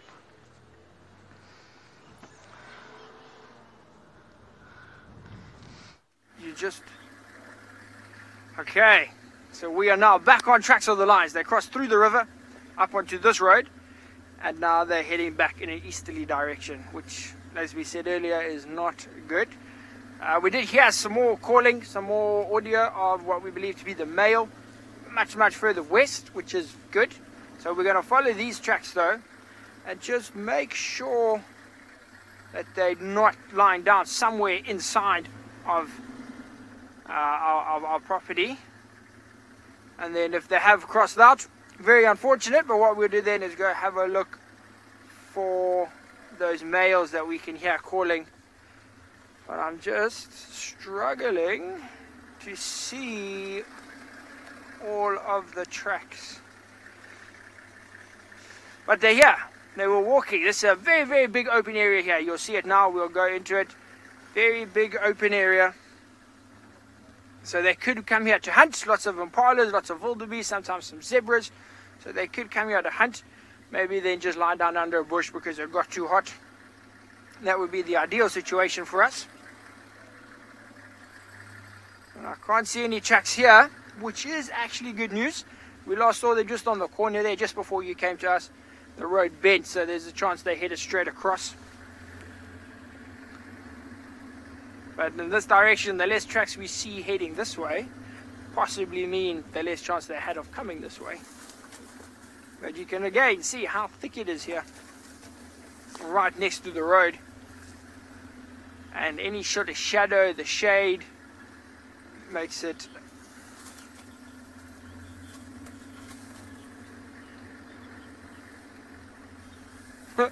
original. No, none of our lions have left the reserve to join the circus. Some of our lions have left the reserve to go into another reserve to take over territories in that area, but none of the animals in this entire section that we have here, all of this protected land, none of these animals will be taken out to join circuses or whatever other captive lion things that there are. All of our lions are 100% wild, 100% free, and they stay like that their whole lives. We don't send any lions away. We are obviously very big into conservation and protection of these animals, helping them, keeping them alive, keeping them free, keeping them wild.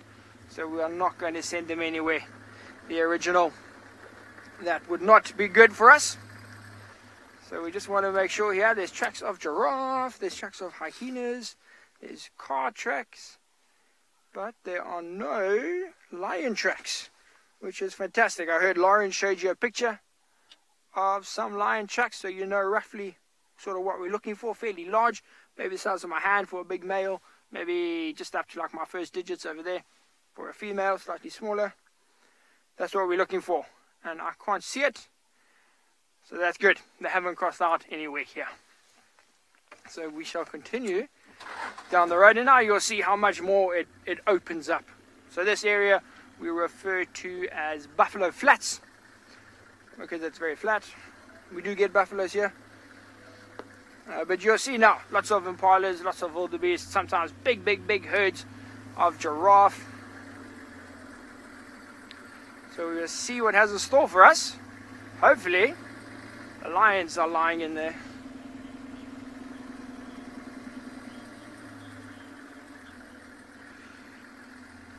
Matthew and Erin. So Matthew and Erin want to know, can lions and other predators share territory together?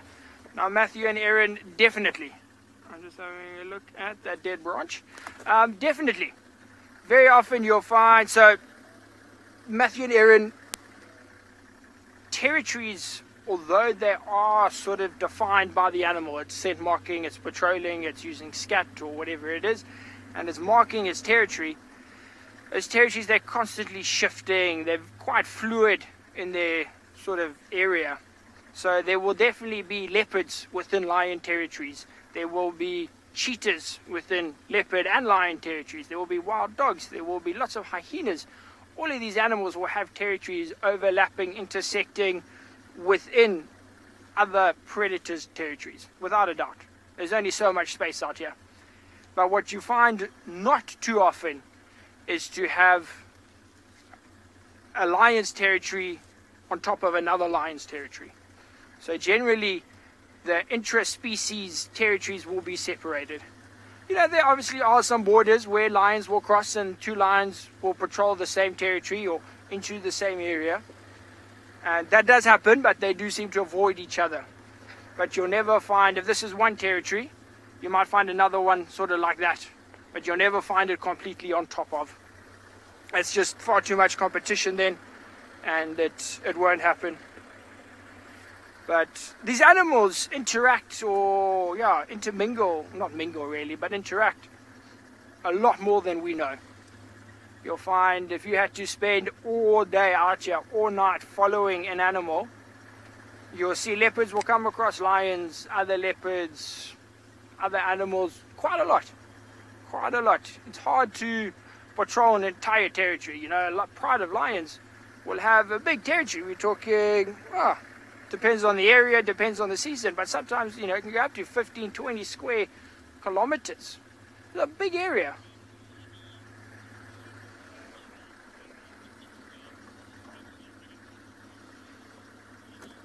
Yeah, so Henny put out a comment there that he finds territories very, very interesting, especially for predators. Now, Henny, 100%, they are very interesting. They are not as rigid as people seem to think. You know, they're like, oh, lion territory there, okay, so we're only going to find lions here. Not at all. Not at all. You know, I've had a lion over there and a leopard over there, literally 50 meters apart. The territories are very fluid. And the sizes of territories will change depending on the time of the year. Excuse me. You know, so let's say with leopards you see it quite a lot. You know, a female leopard's territory will be chosen by the female with different requirements than a male's territory. You know, if you think about it, a female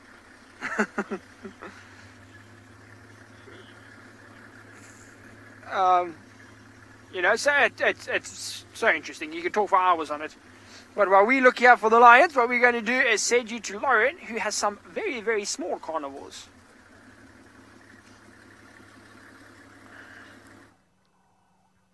I have found a predator. Maybe just not the ones I was hoping for. I think the lions are possibly in Torchwood, which is rather sad. It's a Torchwood Pride, I believe. And seems like we just missed them. I wish our safaris were still earlier. I like it when we head out in the dark, and that's when you really get the animals moving. Once the sun is up, things change. You always feel like you're running behind. But not for these guys. These are the lazy ones of the bush. They really don't like to wake up in the morning, and I completely understand. They're slow to wake up. They have busy days, of course. But it takes them a while. And then when they're alert, they've got to assess what's going on.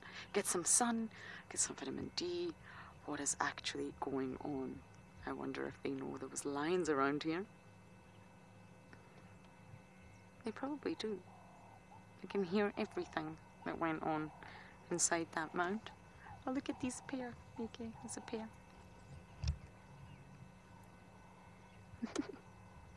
They huddle together for body warmth as well, which I think is very cute. They're very social. And the unit, the social unit, the business, should we say, is very important to the survival of these mongoose. And therefore, they do have close-knit bonds. They do groom one another, and they do look out for one another.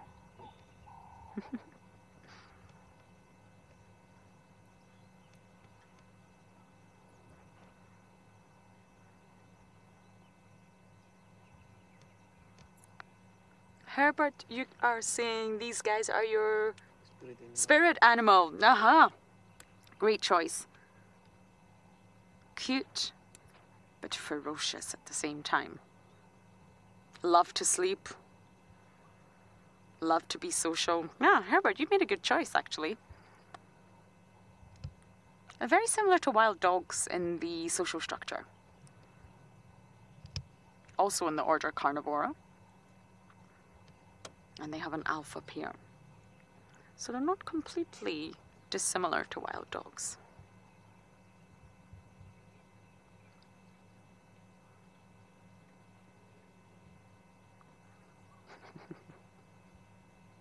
And they don't always stay in the same termite mound. So this termite mound may have been suitable for last night. It was maybe the perfect place to put their heads down, but tonight they may be sleeping in a completely different termite mound.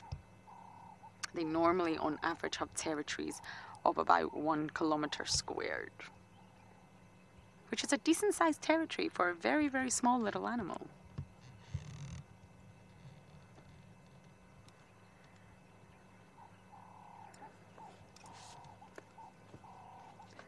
So, as I mentioned, they have a really, really tight social structure, and they all assist in communal breeding. It's the alpha pair's effort, and everybody else plays a big role in that. And Darcy, you're asking how many young can they have? Well, it's average 3. So the alpha pair, or the alpha female, will give birth to anywhere between 2 to 4 young. And all the others will contribute in that, in raising the young. So it's a group effort, although the reproductive effort is essentially only done by the alpha pair. And the rank within the group, there's actually a hierarchy within the business, and is determined by age. So the alpha pair are said to mate for life until one dies. And if one was to pass away, the alpha pair would, the individual that passed away, be it the male or female, would be replaced. There would be a beta individual ready to take its place. But the females dominate the males, just like hyenas. They're very closely related to hyenas. Females are bigger and more dominant than the males. And the alpha female is said to be the largest of all in the business. I love saying that. I wonder how many more times I can say business.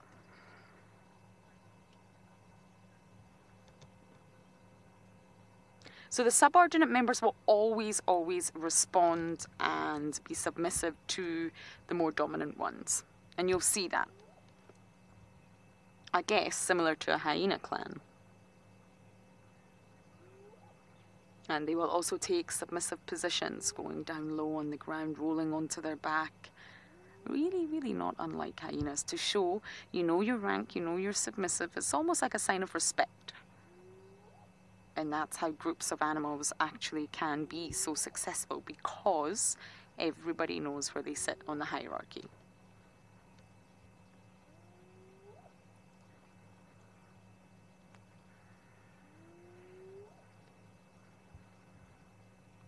Okay, I really am going to the eastern boundary now. I realise I've said that a lot, but just one thought before I hand you over. If the Torchwood Pride have just crossed into Torchwood, that may push our Tandy cat back into Djuma. That is a good news, a good piece of news. So, as I say goodbye to my business, we are going to send you back across to Sean for an update.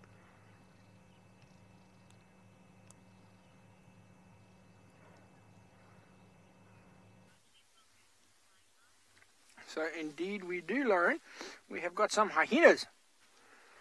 So we got very excited. I mean, hyenas are exciting, but as we came around the corner, Owen was like, oh, look, look, look. And then we were, oh, lions. But it was these hyenas. So there's two of them there that you can see. The one, you can see very clearly, that big lump in the middle. There he goes, moving his head. And just behind him, maybe a meter or two, there is another hyena lying down. There he is. Fantastic camouflage. I mean, yes, they're in the shade and that sort of thing, but they blend in there very, very well. There's two others, but we can't see them. They're behind the bushes, so we stick with these ones. And they are just resting here. So this is now the northern edge of Buffalo Flats. We may be 200 meters from where you saw me get out the car. And these hyenas look very relaxed. I think they were also out last night, possibly following the lions or just looking for anything to scavenge, to hunt for themselves. Didn't find it. It is now very, very hot. I've taken off some layers. Oh, look at them. Look how big ears. Just massive, massive ears. And now they're lazy. Yeah, they're up all night. It's getting hot. So now they're lying down and they are resting. Just relaxing in the shade. You can see, look how quickly that hyena in the screen here is breathing. You can see lots of quick sort of shallow breaths, not taking any deep breaths, very short shallow breaths, just because they're hot. And they're trying to regulate body temperature. And they look, I mean, it looks fairly fat, like it could have eaten something. Nothing too big. You can see, I don't think you'll see in the camera, but with my binoculars I can see, with my Swarovskis.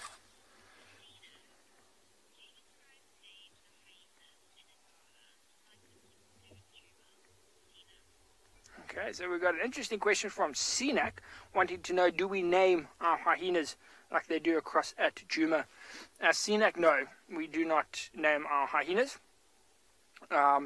You know, we got lots of clans of hyenas, and they all look pretty similar to me. So sometimes, I remember 2 years ago, I saw a group. It wasn't one clan, it was probably two clans that numbered probably close on 40 hyenas. And that's too many to name and to identify and to keep a sort of constant knowledge of. So, you know, we don't name our animals here. Including the hyenas. They are very cool animals, but it's very hard to keep up to date. We were talking about territories earlier and how they're constantly moving and shifting and changing. And I mean, it's similar with the hyenas. You know, you'll get a hyena clan and maybe all of the cubs die, and then the clan's quite small in size, and another big clan comes in and takes over or chases them away, or that big clan splits into two clans and then they take over more territory. That's just constantly changing, and to try and keep up with something like hyenas, which are not animals that we see them often, but it's not something like a lion or a leopard, which is very, very distinctive. Smaller numbers, much easier to sort of keep track of. Hyenas, I find at least, very, very tricky. Djuma, they've done a fantastic job, Lauren's got that whole family tree and ribbon and all of her young and all of that sort of thing. So it's very cool what they do there at Djuma. But yeah, no. Yeah, we just appreciate the collective. But we're going to watch them sleep. Oh, look, he's not sleeping anymore. But he's going to lie down again now. So we're going to spend some time here. Just have a look. See if they do get up. Something's got this one's interest. You see he's lifted up his head maybe 2 or 3 times since we've been here. So we'll keep monitoring it. In the meantime, send you back across to Djuma with Lauren, who has found a buffalo. The lions are here. Do you know that? You also have something in your ear. Ardequel is going to cross into Djuma at Sandy Patch. Good luck, yours. Find us a leopard. I will call you now, Laura. Yours and I always have a little bit of a battle about who can find the leopards. So this is just a lone buff, but we saw the tracks and the dung all cross, and the buff have gone south, which is very, very strange because the Torchwood Pride are said to have gone north. These silly lions sometimes, I do wonder. I really do wonder. And this is a female, we can tell, but she seems to be on her own. I mean, there's signs for the rest of the herd, but I can't actually see the rest of the herd. But if the Torchwood Pride have not had a kill recently, we can still see you. Yes, you're not doing a very good job of hiding. If the Torchwood Pride have not made a kill in a while, they'll be hungry. And I wonder if they'll come back down again once they catch the scent of the buffalo.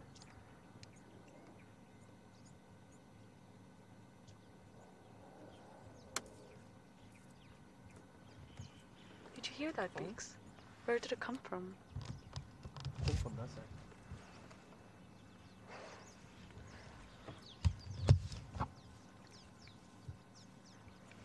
Ah, yes, it's going to have a drink. We're going to watch this buff have a drink, but there's a very upset elephant behind us, which is interesting because that's exactly where the Torchwood Pride are said to be.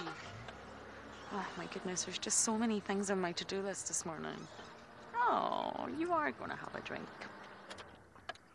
Look at that. Now, it's very nice to I don't think she realizes there's something stuck in her teeth. I think you need to floss.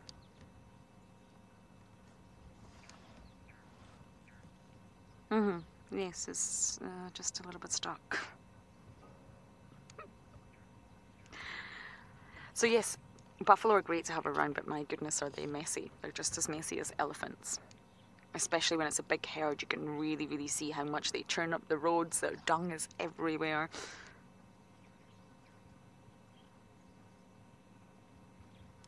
And believe it or not, you know I all love talking about animals' sensory world. With buffalo, they actually have excellent senses.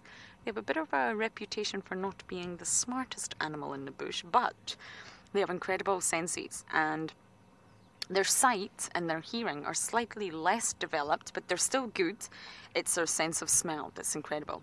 It's very acute, and they use the smell to find food and to detect predators. So we all know that lions are very smelly creatures, and they can actually smell them coming before visually seeing them or hearing them, which is, you can see why it has evolved that way, because lions can hide.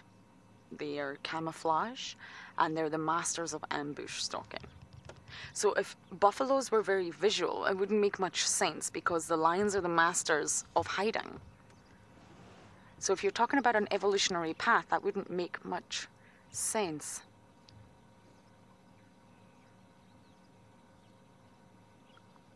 Oh, Emma's just telling me apparently there's a whole herd of buffalo at the dam cam, so that must be my herd from last night. Let's take a quick look.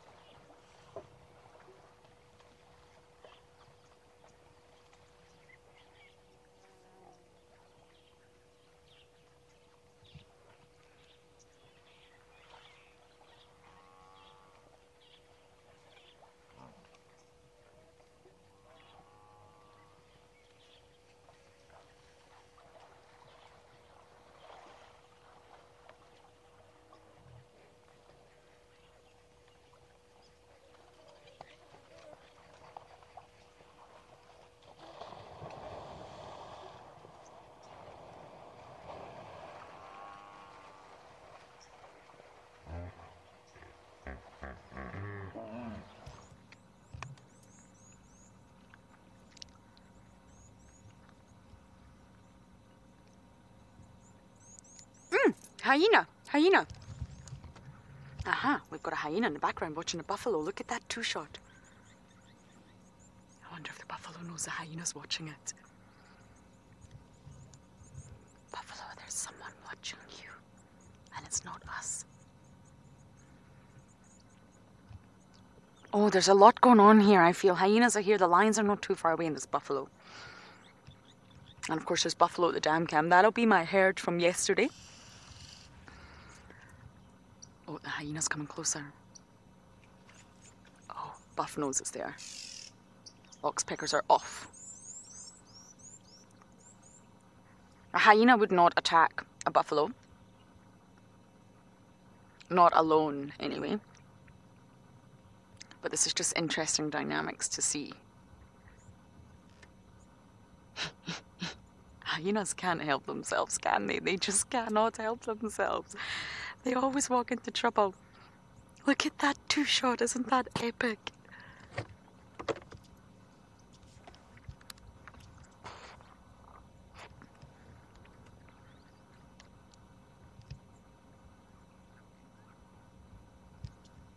The buffalo seems completely unfazed. It's actually the hyena that's thinking, oh, I'm out of here. Not a big buff.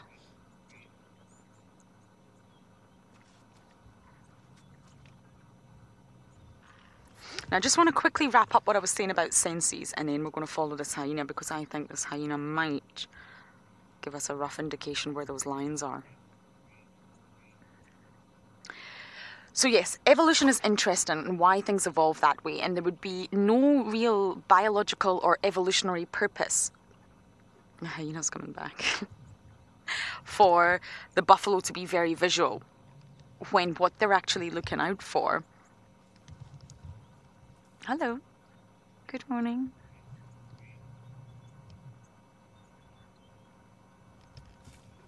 It's very lovely to see you too, yes. I think you can smell my banana and peanut butter. I maybe had a bite. Not while live, of course.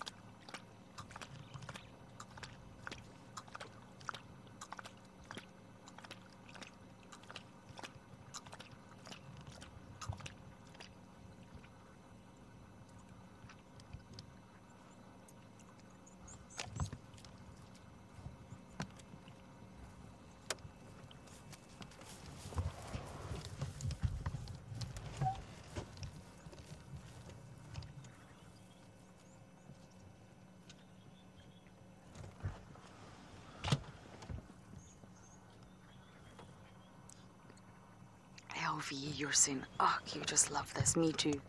All of a sudden, this quiet drive and me getting frustrated at tracks has just changed all of a sudden. Now that looked a bit like hard, but I'm not 100% sure. It didn't seem big enough for hard.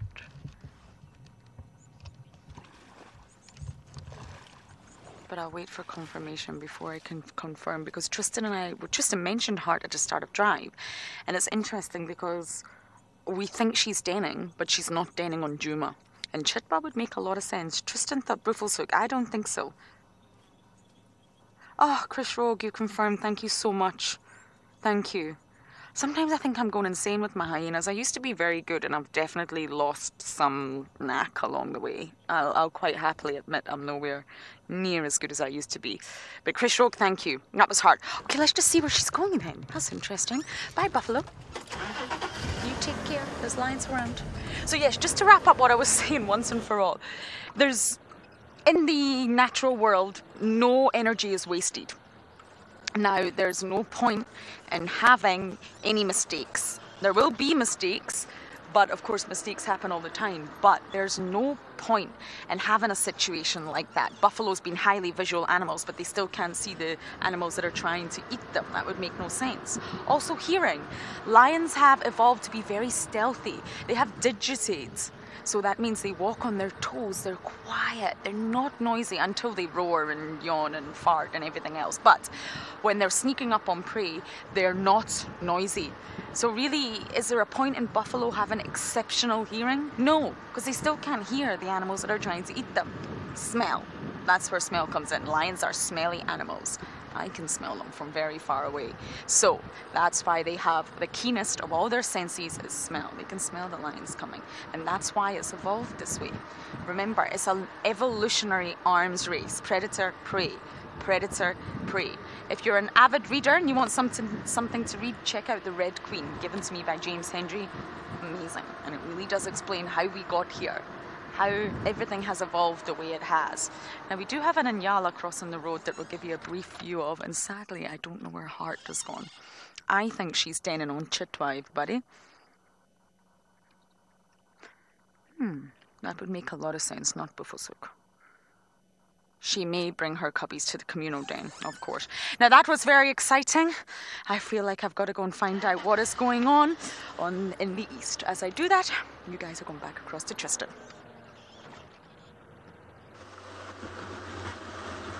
Well, Lauren, I'm trying to decode tracks at the moment because I'm not really sure how this all works. We got tracks coming out. It's actually probably going to be easier to show you on a map what I'm talking about. But I'm trying to work out if Lauren's tracks are the same tracks that I picked up right in the beginning, because we went back and eventually found them on Triple M, and they walked all the way down Triple M to pretty much in line with where Lauren has had her tracks. But now that I've come to where Lauren is, the tracks are on the road north of where we picked up the tracks cutting into Djuma, so it doesn't really make sense. Wait, Davy, let me use a better map. Sorry, buddy, that map's not great from that point of view. No, that's the wrong one as well. This one's going to be better. Alright, so where we started with these tracks is where I first picked them up, is over here. On this top part where it says Gallagher shortcut, so on the Buffelshoek boundary, and then it walked all the way along the Buffelshoek boundary like this, over in towards sort of Sandy Patch, then it crossed into Simambili, came down this little kind of link road over here, came out there, and then walked all the way down Triple M, all the way, and then about there cut in to Djuma. Now the tracks, as you can see where I am, is a blue dot. Now this is the tracks that Lauren followed. They go all the way down Rebecca's road.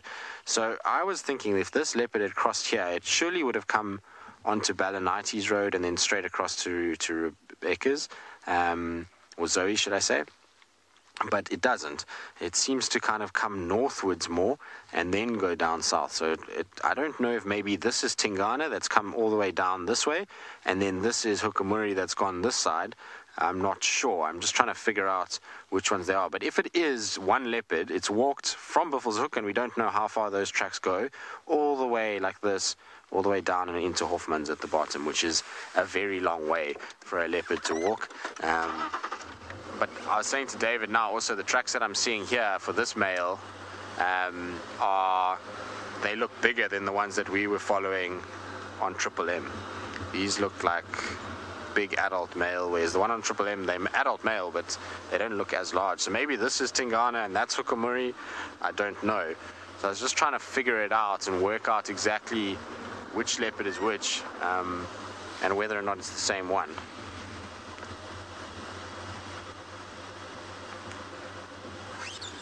Gordon, not necessarily. You know, you must understand that particularly, so in lions, male lions are quite antagonistic towards each other and generally will go into contact and try and actually hurt each other and get rid of the competition. And so very little overlap of territory takes place with lions. But leopard is a little bit different. Most leopards are going to shy away from physical contact as much as possible. And the simple reason for that is that a leopard has got nobody else to rely on if it gets injured. So if it gets injured, that's its own problem. It's basically like like a death sentence. These tracks are still from here, David. These can't be the same leopard. It's impossible. Anyway, so they have nobody to look after them. Therefore, a risk of injury is that much higher. And so they try and, as much as possible, avoid confrontation in terms of actual physical fighting. What you will find with leopards is that they will, lateral display, they'll salivate, they'll soar, they'll scent mark, they'll chase each other around and run side by side, but they won't actually have a situation where they're going to fight with one another unless it's really serious and they come to blows. So they try and avoid it more than they will actually go after one another. So with leopards, what can happen is, because of resources and females and things like that, often what you get is an overlap on the fringes of their territories. And because they spend their time generally moving through their territories quite a lot, it means that, let's say, Hukumuri from the west comes in here and walks this road, right? At that point, Tingana is on his eastern boundary, so he doesn't fight. But then Tingana comes this way and he walks this road, and now Hukumuri already is on the western side of his boundary. And so they kind of will miss each other a lot of the time, and they'll have this game basically is when they walk and smell the other one, they're going to scent mark and they're going to try and lay a chemical boundary for that other male. Now, if that other male feels like he can challenge it, then he will overlap that chemical boundary and mark his own one, and so it goes and sort of ebbs and flows like that until such time as they maybe are in the same place at the same time, and then a confrontation can take place, and then the boundary is then redrawn. But it's because we have a very high density of cats in this particular area that we get these overlaps of territory the way that we do. It's part and parcel of being here. But last track I saw was over there, David, which can't be.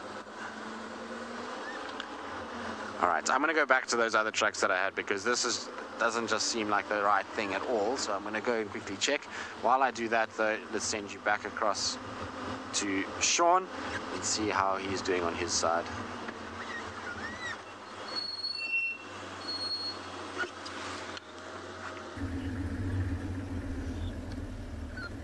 So we left our sleeping hyenas. They were literally just sleeping. He stopped lifting up his head very shortly after he left. So as I said, I think they were just relaxing after being out the whole night. They were just lying down resting for the day. We continued to look for these lions. Now, I haven't seen any new tracks or any other tracks. So I don't know. It's possible that I missed the tracks when they crossed the road somewhere else, and they have actually crossed out of andBeyond Ngala, or they turned, or they just lay down, or whatever they did.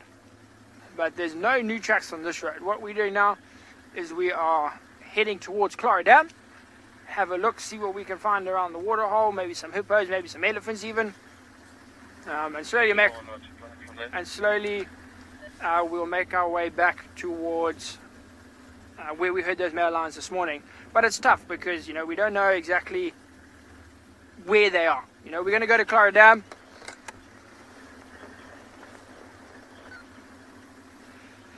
Buddy, in terms of how far they can swim, I'm not sure. I think generally, like a waterhole like this one, you can see them in and around the waterhole, so they're swimming there, but the waterhole's 30 meters wide, so they can cover that sort of distance. They cross rivers in sort of Eastern Africa, Botswana, that sort of thing. They can cross a river, but they don't, do laps. They don't swim for exercise. But they will play sometimes in the water. I've seen them playing in the water where it's just sort of their trunk sticking up. I've seen them playing around like that for 15, 20 minutes at a time. They're in the water. Sometimes they're standing or playing, wrestling, whatever. But yeah, sometimes 20 minutes they can be in and around the water. So, buddy, yeah, they can swim for quite a while. But I don't think you're going to find, in a river, he's not going to, the elephant's not going to swim upstream or downstream, whatever it may be. I don't think they're that enthused about exercise. Elephants walk a lot. They like the water, though, I think, because it sort of gives their feet a break. A bit more buoyancy in the water, so their feet don't have all of that pressure on them. We'll see now, buddy. Hopefully we'll find some elephants at the waterhole. And then if they're swimming, we'll see how many laps they can do. We'll see. I'm trying to also curious about where this buffalo herd went.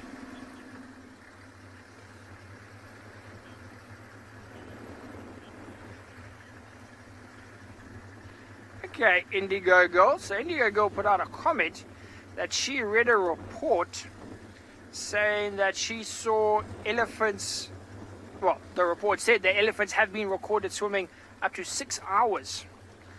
So, buddy, that is not at all what I expected. I mean, 6 hours is a very long time. I'm a swimmer. I did a lot of swimming growing up, and I cannot swim 6 hours. So, Indigo Girl, that's very interesting. Do you know the article that you read it from, or the report that you read it from? Put that in the comments. It'll be quite interesting to read and just to see where they did this, maybe why they did that. I mean, to swim for 6 hours, you got to have an idea of what you're doing, why you're doing it. So that's very interesting, Indigo Girl. Thank you for that. That's very cool. I highly doubt they're going to swim in our waterhole for 6 hours. It's just not big enough. Unless they do lots and lots and lots of circles. What I was saying is, I definitely did not miss tracks of this herd of buffalo. So they are still inside here. But while we make our way towards the waterhole, what we'll do is send you across to Lauren and see if she's found anything else. I have something up ahead. I'm just trying to figure out what it is. I think it looks like hyenas. But I don't actually know. Zoom in, can we do a mobile shot? Because I don't know. It's a leopard. 2 leopards. Huh? Cheetah! Oh my goodness, we've got cheetah. I can't believe this. Oh my goodness. Oh my goodness. Oh my goodness. This is the first time for me on Djuma. Okay, let me slow down. Sorry everyone. One's gone here, one's gone here. Oh my goodness, I need to call this in. Stations, we've got Cheetah on Cheetah Cut Line. One's headed into Djuma, one's headed into Torchwood. They're mobile.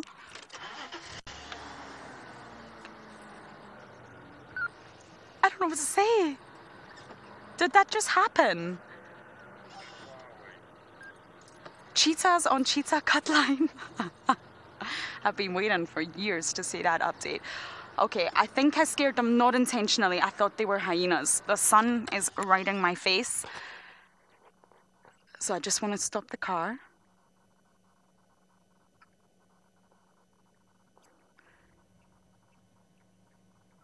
Just stay calm for a little while, silent.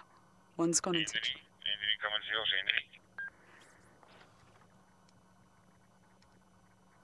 I said to BK, what's that? Is that impala or hyena? I can't see.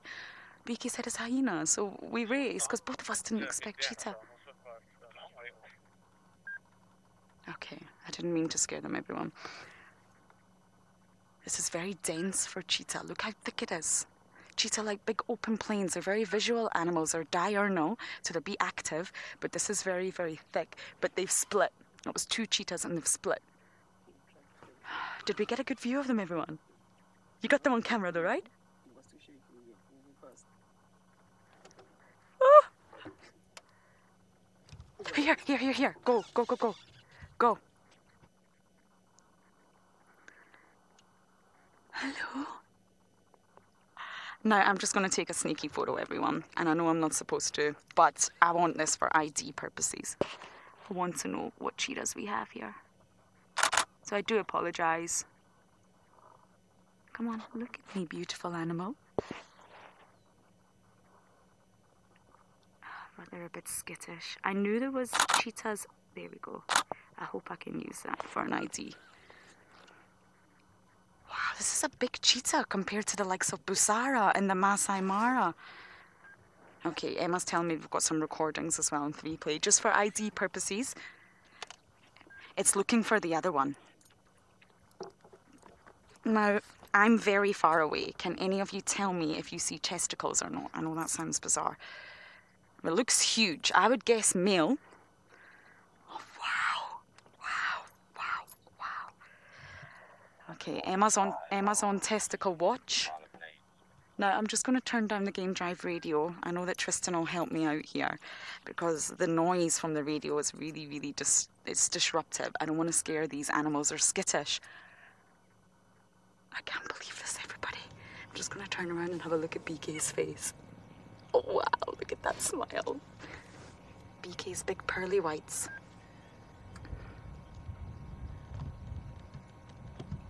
Now, Emma's saying you can hear them. Okay, that must be the one that's near. They're calling to each other. They're trying to reunite. I accidentally separated them. Obviously not intentionally. And they're calling to one another. Everyone, this is my first time seeing cheetah on Djuma. Yes, I would go with male because of the size. This is a big cheetah. I spent a lot of time with cheetah up in the Masai Mara. And the likes of Busara, Kekenya, they're small, they're petite. But I haven't seen testicles. I can't confirm, but just the sheer size of this individual, I would say male. I don't want to drive any closer. If I scare this individual, we're going to lose sight. We're going to have to make do. Do you know, that was funny. We said hyena, and then BK and I both thought, but it's not hyena. And then BK said leopard, because he obviously saw the spots. But I thought, it's also not leopard. It took a while for that realization to happen. I can't believe this. I may just turn my game drive radio on in case anyone's trying to reach me. Just an update, the cheetahs are stationary on Cheetah Cutline. Okay, it's going into Torchwood. Yeah, Lauren, I'm here at Treehouse Dam. I'm going to try to make my way there. Yeah, just turn the radio down while she's live, but Okay, Tristan's going to help me. We're a good team, Tristan and I. Absolutely love working with Tristan so much. Now, what I'm also going to try and do is show you Cheetah Tracks, so we can compare leopard, lion, and cheetah all in one drive. I haven't had the actual animal, but I've had the tracks. So it's a track cat trifecta.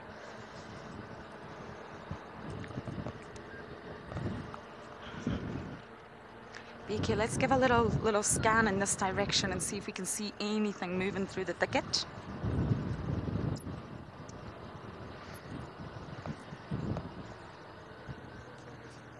They're trying to reunite.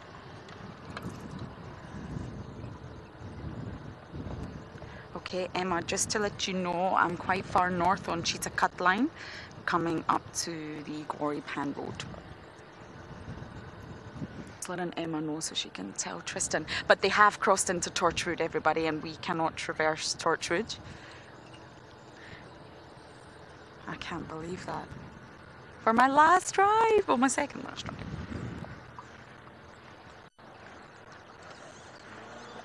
I said I wanted spots, actually, didn't I? I got spots. I got 2 spots. I got hyenas as well. Okay, I don't know if we are going to get any individual,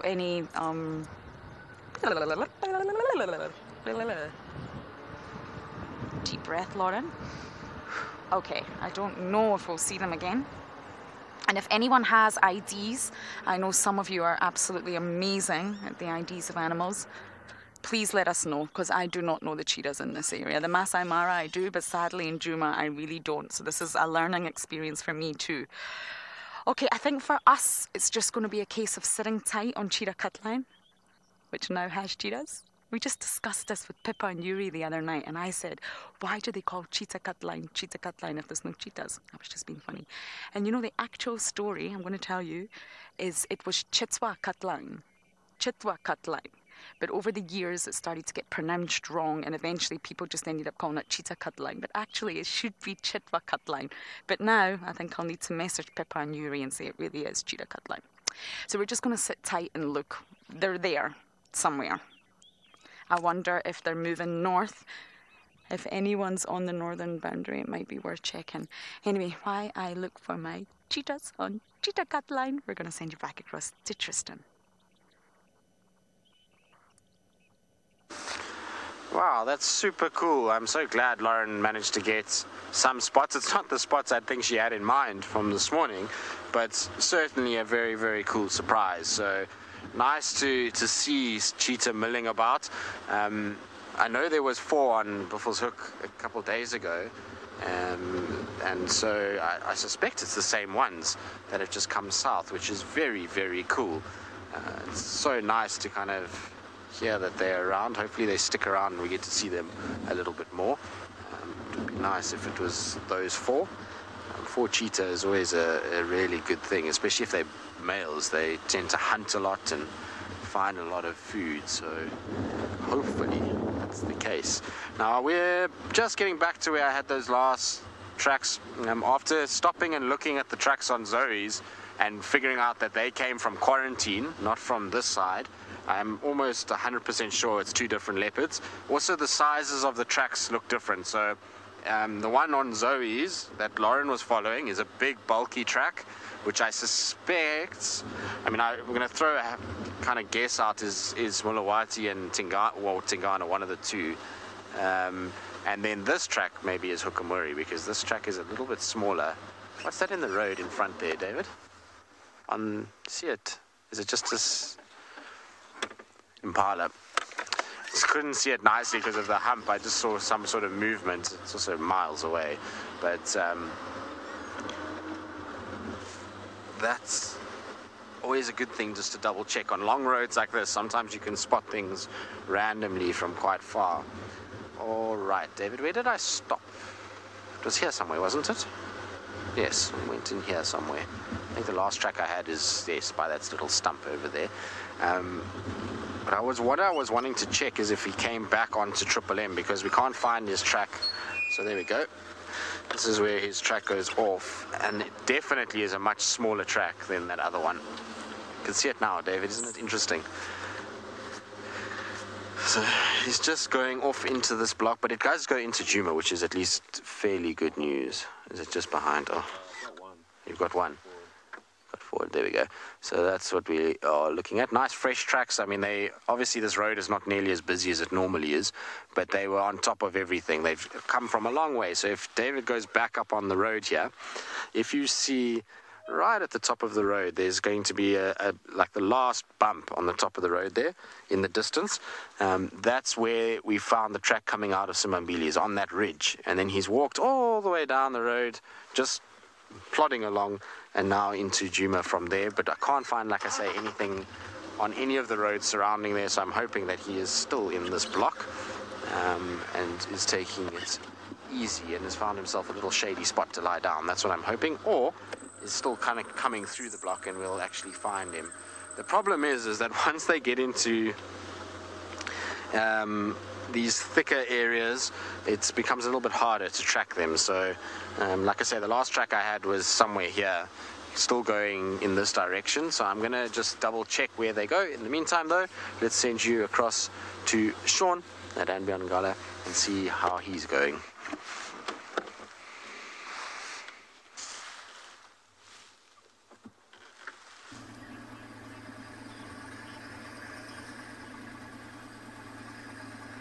So it sounds like you had some exciting times at Djuma.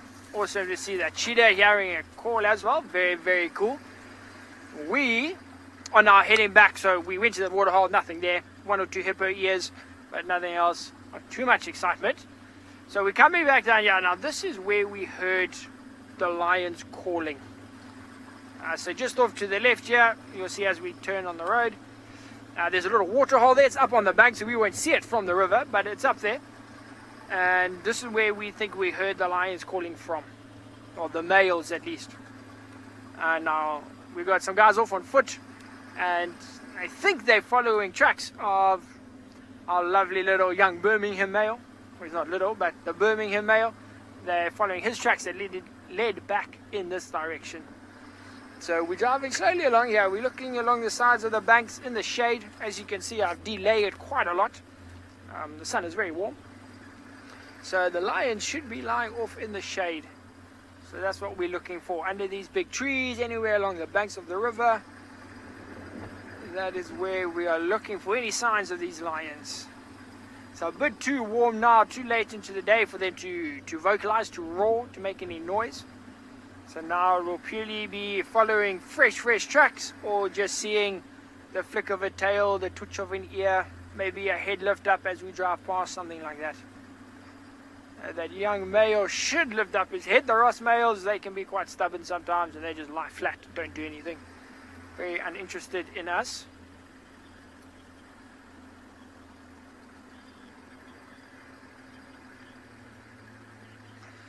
Douglas. That is a tough question. So Douglas wants to know, what is the optimal speed to drive when you're looking for tracks? So Douglas, for me now, being myself in the car, well, I got Owen, but just us two in the car, looking for tracks on the side, we are now going at about half a kilometer. My speedometer is actually on 0, so we're barely moving. And that is the optimal speed for me, because I obviously got to drive, I got to see, I got to watch the road, stay in the tracks, things like that. When we do have our trackers with us, they are very good. With me, when I'm driving with Ernie, Douglas, we probably travel at around 20 kilometers an hour, and they can still see tracks. It's fairly easier. They're sitting on the front, they can look 10, 15 meters ahead and see any tracks coming. So our average game drive speed would be between sort of 15 and 25 kilometers an hour, Douglas. We stay around there, because then you can still see stuff, and, you know, be it a small thing or a truck in the road, something crosses the road, you know, one of the guests is like, oh, stop, and then you stop and you reverse, and you're not going too far. So that's the best speed. Obviously, if you're trying to get somewhere, or you're following the wild dogs, you might push it up to 25 or 30 kilometers an hour just to keep up with the animals. But yeah, we would average, I'd say, between 15 and 20, 25 is the best speed. Otherwise, you might just miss out on some things.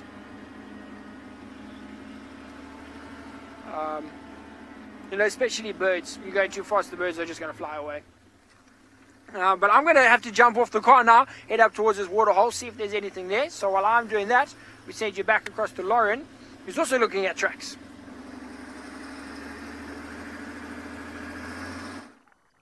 Okay everyone, I just want to quickly show you a cheetah track. Now you'll notice it's definitely cat, you can see that, right? But it doesn't look like leopard and it doesn't look like lion. The sort of most obvious thing about a cheetah track is this 3 really pronounced back pads bit. Now a leopard sort of does this at the back, if you like, but with a cheetah it's really obvious, these 3 bits at the back. Now I'll just show you another one if BK can get it. There's 4 of them. It's a coalition of 4. I saw 4 and they've all ran into Torchwood. You see that? Lauren Dios. Someone's calling me. So I just wanted to quickly show you, they've also got very tippy-toppy bits here. And I can't believe it, a coalition of 4, which means they're males. They are males. They were huge. That one was huge. And we almost never got them for you all because from a distance I just could not pick out the outline. Standing by. Where are you? I'm still on Cheetah cut line, almost at the fire break. Okay, I'm coming. It's very sweet, yours. Okay.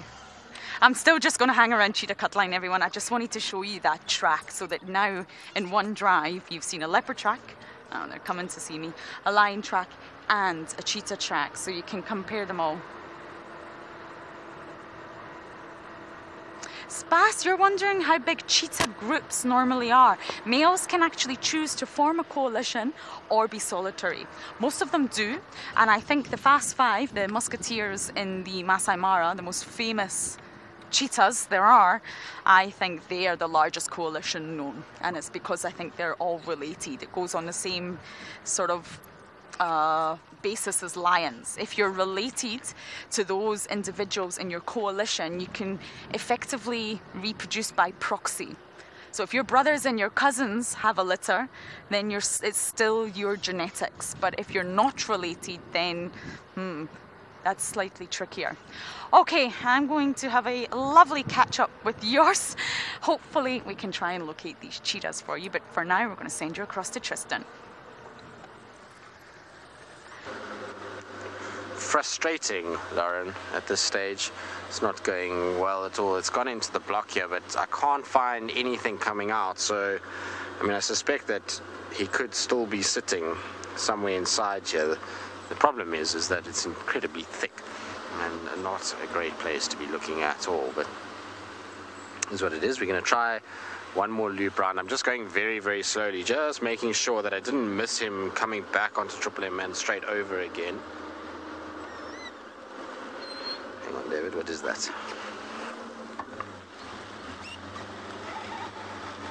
The problem is there's so many tracks on this road. Some of them are fresh, some of them are old. Here's a track here, but that's old. That's not what we're looking for.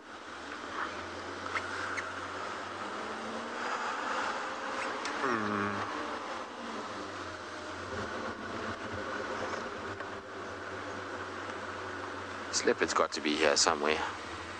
Probably just sitting laughing at us as we drive past. But I just... Exactly, classic leopard. I just wonder why, you know, there's two leopards kind of walking in a very similar area. The road is so small that they should have popped out by now. Because the little block that he's got into, I mean, it's tiny. It's not a very big one at all. So we should have seen tracks coming out. I just want to go a little bit further forward. It might seem counterintuitive because obviously we normally check a block area to see if they come out. But I want to go forward just purely because there's a road that goes right into Arathusa here. And it's always typically been a road that the leopards use. Shadow, Karula, Tingana, all of them really, they've used this road a lot. It goes down to a waterhole just inside Arathusa. So it's quite a popular crossing point for a lot of the animals. They come out of that road and then onto this particular one. So I just want to check there, make sure that there's nothing crossing out there, and then if there isn't, then I'll go back. Elliot's certainly not ideal. It is very, very bright, and so tracking at the moment is not as good as it should be. It sounds like you've had some experience with tracking. The brighter it gets, the harder it becomes for those of you that don't know about tracking.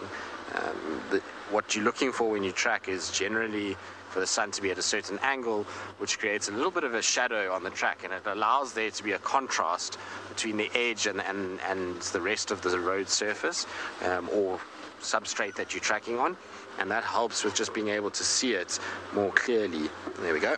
What did I say, David? There he goes, straight out. So it's what I thought would happen. There, you can see them quite clearly on the road here. He's gone there to St. Mark, and then from there down into Arathusa and away. Do you see them, David, there? Yeah. They're going behind us. You got them? There we go, there. You got them. No, to the left, there, right in the middle now.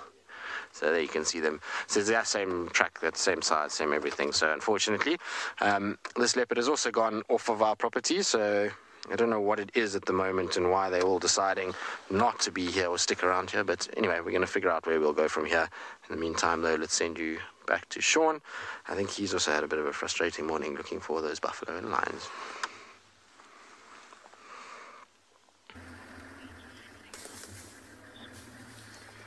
Seems to be one of those frustrating mornings where there's a lot of signs and activity and tracks and things like that, but no actual animals.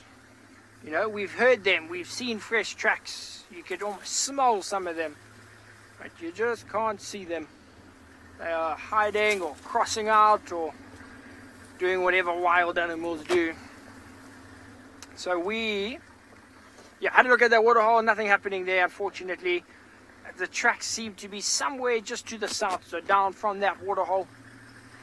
But it's very, very thick in there, thicker than this, so I did not venture in there. Hopefully maybe this afternoon, when it's cooling down, they might start calling again, and then we'll have a bit better luck. in finding them. So what we're doing now, we're heading back into the central parts of Ngala, down along the river, having a look, seeing maybe some elephants, some giraffe.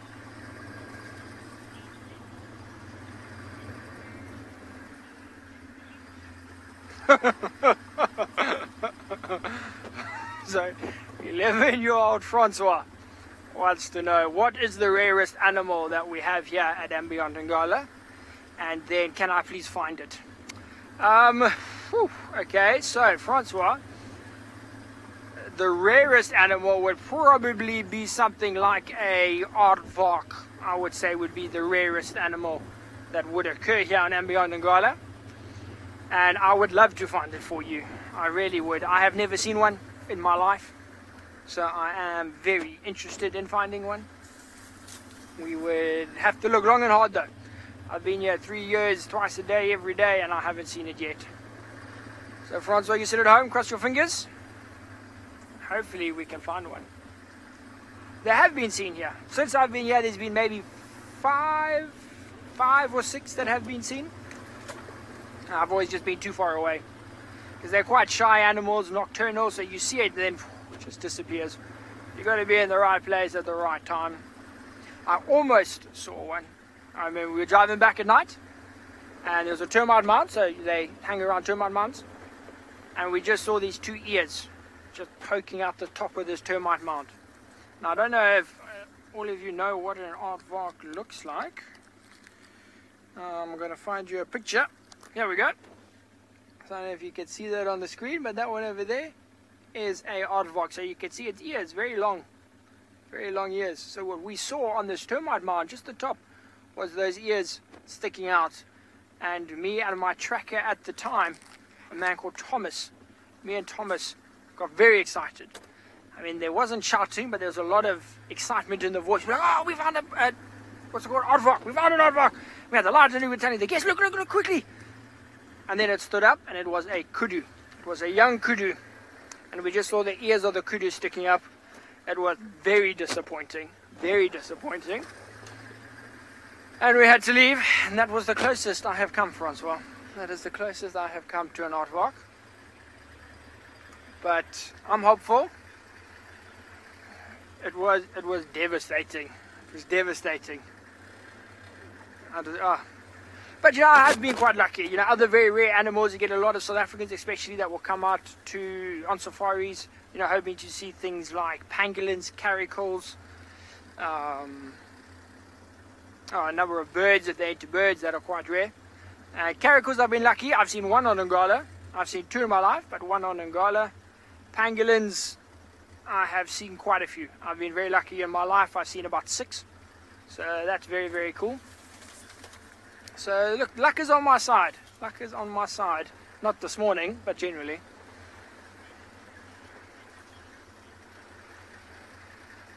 Critter would like to see an aardwolf. Critter, now that would also be very tricky. I think there's been one recording of aardwolf on Ngala, as far as I know. In its time, Ngala, andBeyond Ngala rather, has been around here since about 91. And there's been, as far as I understand, one sighting of an aardwolf. So Critter, that's, yeah, I would also love to see one. You can see here it's going to open up quite a lot off to the right. Herd of Impala, that's our old airstrip over there. If I drive forward a little bit there, Owens gets span across that way. You can see, we're not going to drive down there, but a very, very big open area. That's our old airstrip. That's where planes used to land when guests arrived via plane. And in the afternoon, coming into like sort of 4:35, 5 o'clock, 5:30, it's a good place for things like zebras and impalas, wildebeests, because it's very, very open. It's very flat, so it's very safe for them. There you can see some impala making their way. It's just a safe zone. There's no places for the lions, for the leopards, for the cheetahs to hide. There's no stalking potential, which makes it a great place for these animals to sleep. And that's why, mainly at night though, because now they're not really sleeping. These animals are all out feeding, getting water, standing in the shade, and there's none of that on the old airstrip.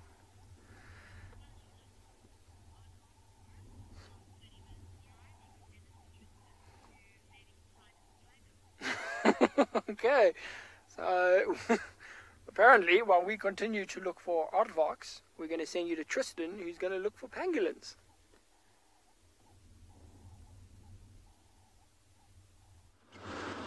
Well, sure, Sean, no problem. We'll just whip one out the bag, because since we are, since we're so good at whipping things out of the bag today and finding so many animals, we'll just quickly whip out a pangolin too. Why not?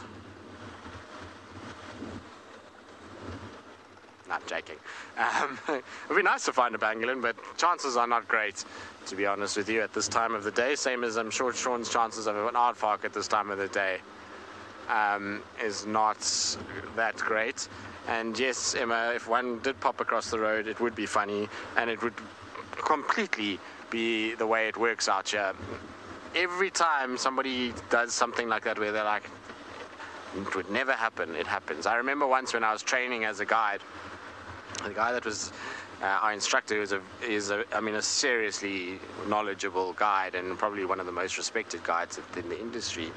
Was telling us about this male lion, young male lion that was with the pride, and how, you know, he's not going to be mating because he's young, and all these kinds of things.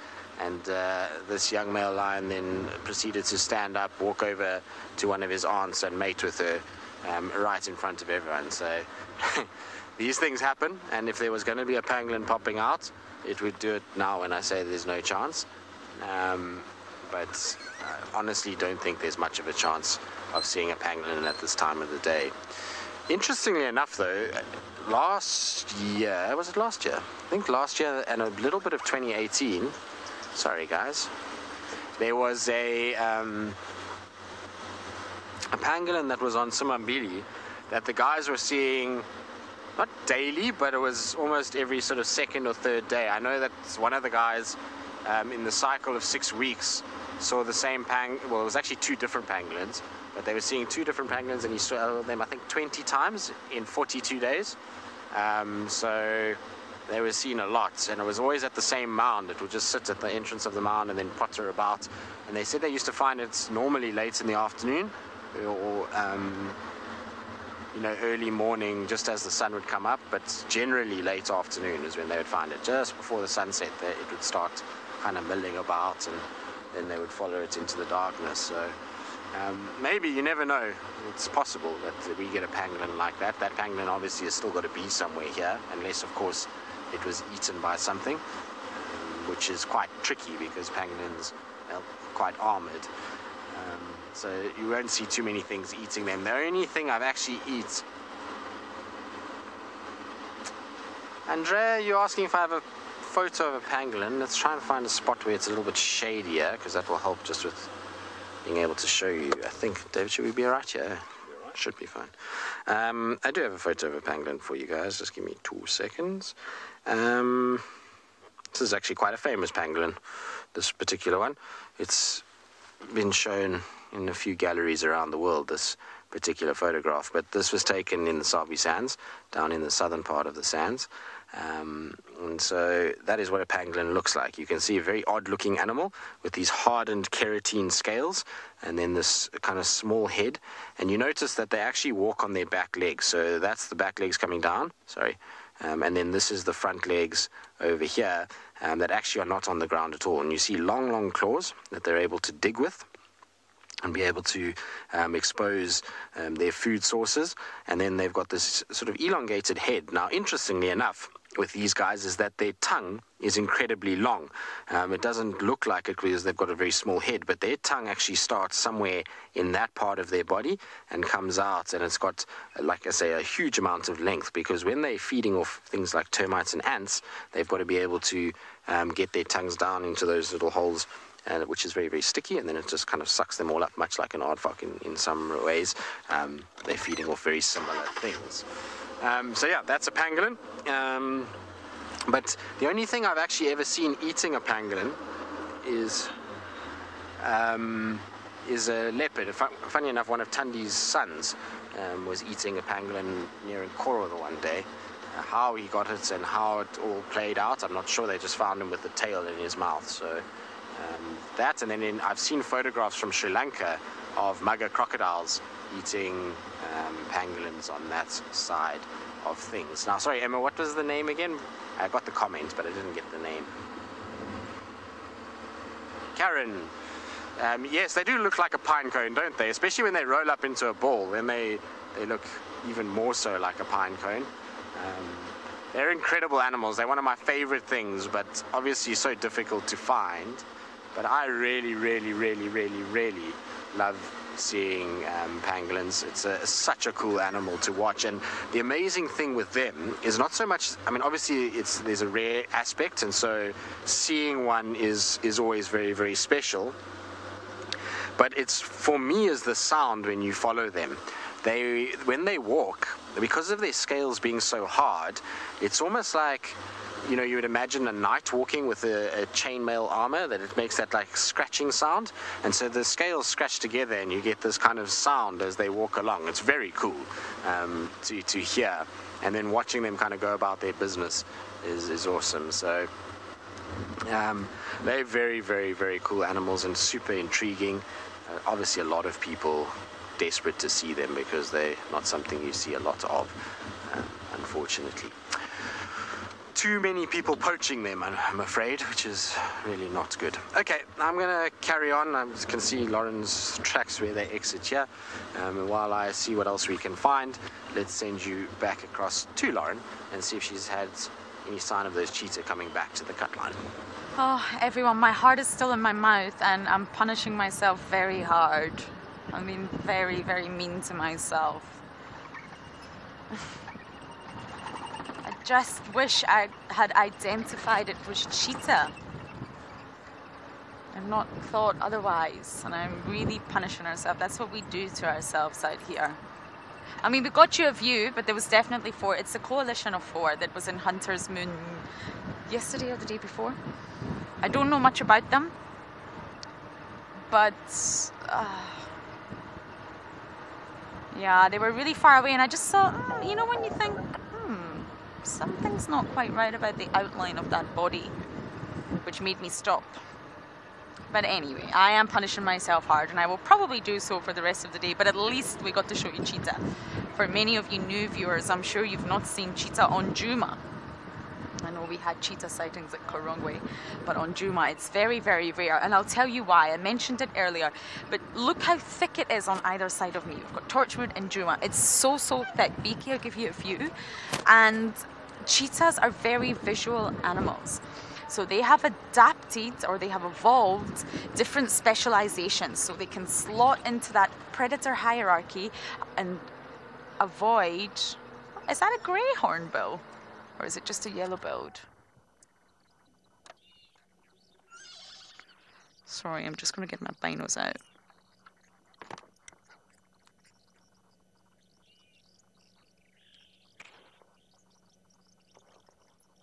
Sorry, it's just a yellow-billed, as you can see from that ginormous yellow bill. It just looked very small. I thought it was a grey hornbill, which are also quite rare out here.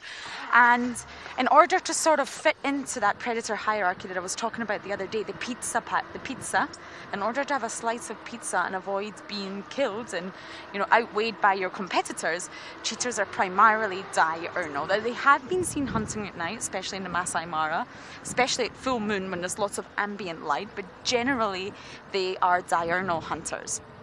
And they've not got great body mass, they're very light, they're long, they're lean, they're nothing like a leopard like you saw. They've got very slimline bodies, a very flexible lightweight spine, and they've got a tail that acts like a rudder. It's very bulbous at the end, and that's to help them positioning when they're running at speeds of 110 kilometers per hour. They've also got a very small skull.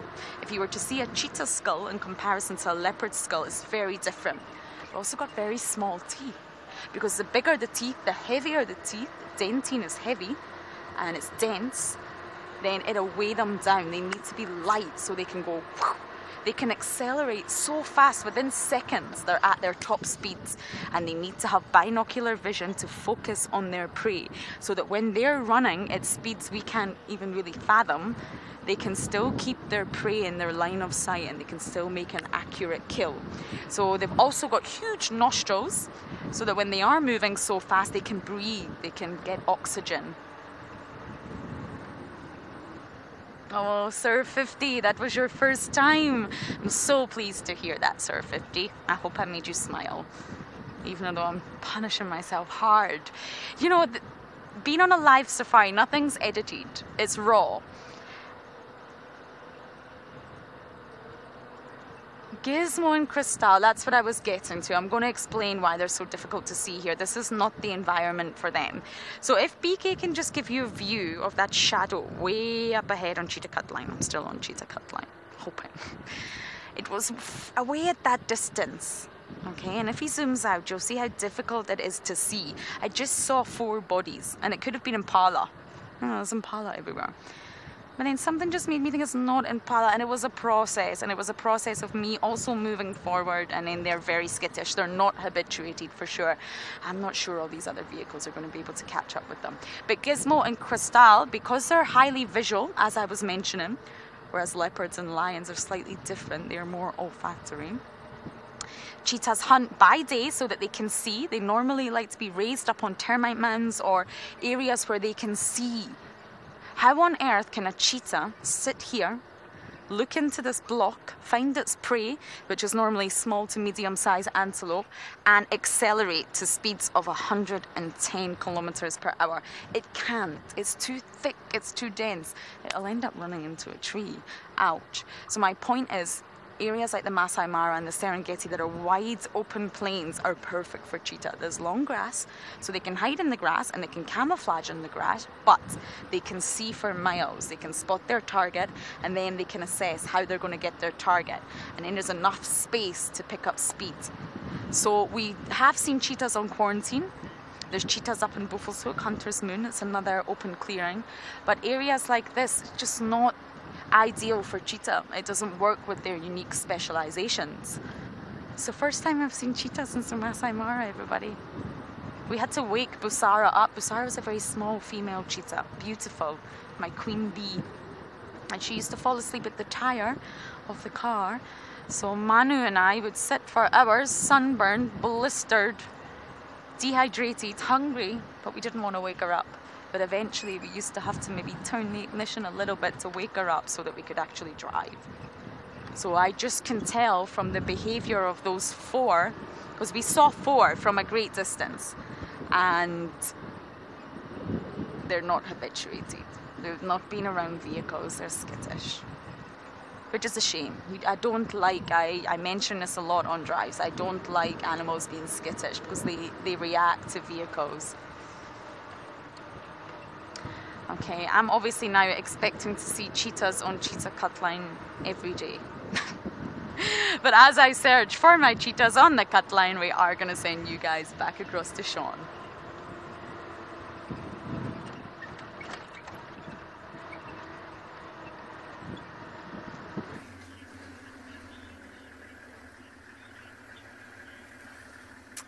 Lauren, you don't understand the half of it. How frustrating my tracking day has been. So we're driving now. What do we see? Tracks of a male lion. Saw where he was sleeping, where he was resting.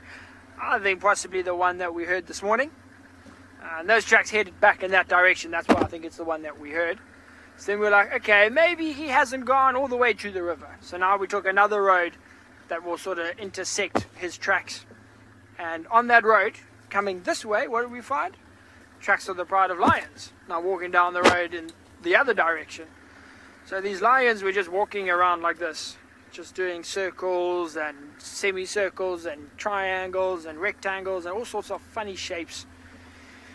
And I don't know why. I don't know why. I don't know where they are now. They're somewhere here. But I have given up on lions for this morning. We're taking this road, you can see, much thicker, much more dense. You know, things like leopards, buffaloes, elephants. This is their sort of territory. I'm hoping some of these bigger animals we might have some more luck with. Seeing the lions are eluding us, but that's okay. You know, I was actually chatting to Owen earlier about how, you know, we were saying, imagine you leave the lodge every day and, you know, just outside are the lions every single day. And it takes away from it. That takes away that excitement, that speciality of seeing them, of tracking them, finding them. So, perfectly fine. We've seen cool hyenas, saw the impalas now, had some interesting conversations. So, still a very, very pleasant Monday morning in Africa. Now, hoping the elephants should be here. They often come down into this area of the right hand side. A lot, actually, even in front of us, you can see a lot of big trees here. So it provides a lot of shade, there's a lot of food.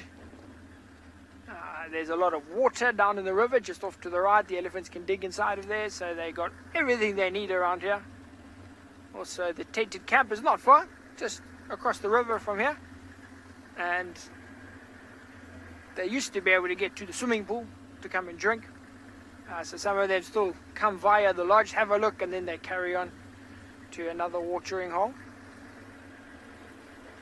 And by the way, the pool is still clean. It is still perfect looking. But nothing too fresh along here. Bits of elephant dung.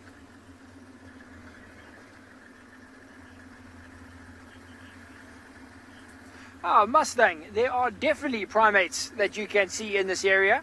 Right here where we're traveling now would be good for the baboons. And if we get lucky, the smaller vervet monkeys. You'll see up ahead now we're going to take a little turn to the right. And it's going to be a bit thicker. And that's a good place for the vervet monkeys. So these are, I mean, you've seen baboons before. You know, fairly large animals. So the baboons are, should hold that straight. These ones over here would be the baboons. It's a Chakma baboon, the exact species that we get here at andBeyond in Ngala. So there's that one. And then the smaller one I was talking about is the one on the left hand side. That is the vervet monkey, the sort of greyish one here. These are very naughty as well. They're more into stealing, the vervet monkeys are more into stealing food from your table. You know, if you're sitting there, they'll jump down from the roof, scamper across the table, grab a bread roll or a slice of bread, jump off the other side, and they're gone. And the baboons are more into stealing things when you're not there. So once everyone leaves, then they come in and they just trash everything, the baboons. So vervet monkeys are a bit better. I was at one of our other lodges, andBeyond Pinda.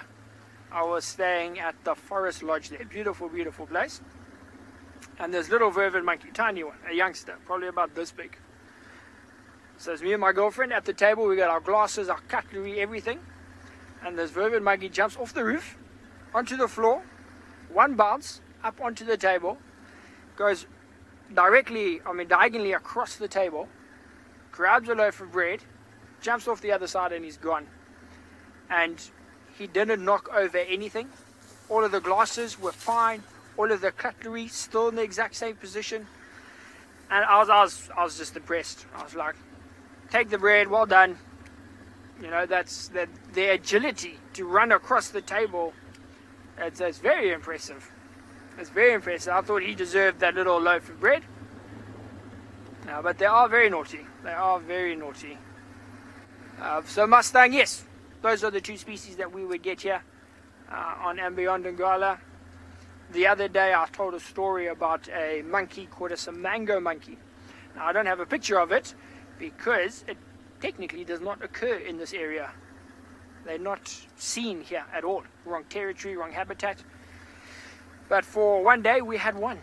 It just arrived in the morning and it disappeared again and we never saw it again. And that was a Samango monkey. I never personally saw it, but a number of the rangers did. So I don't have a picture to show you at all. But have a look on Google. Quite cool looking monkeys. Still quite a mystery for us here. Where it came from, how it got here, where it went afterwards. Nobody knows. Nobody knows. But they do get them at andBeyond Pinda. So maybe it smuggled itself in a plane. Smuggled. What we're going to do, we'll carry on looking here. Mustang, I'll keep my eye out for any monkeys or baboons.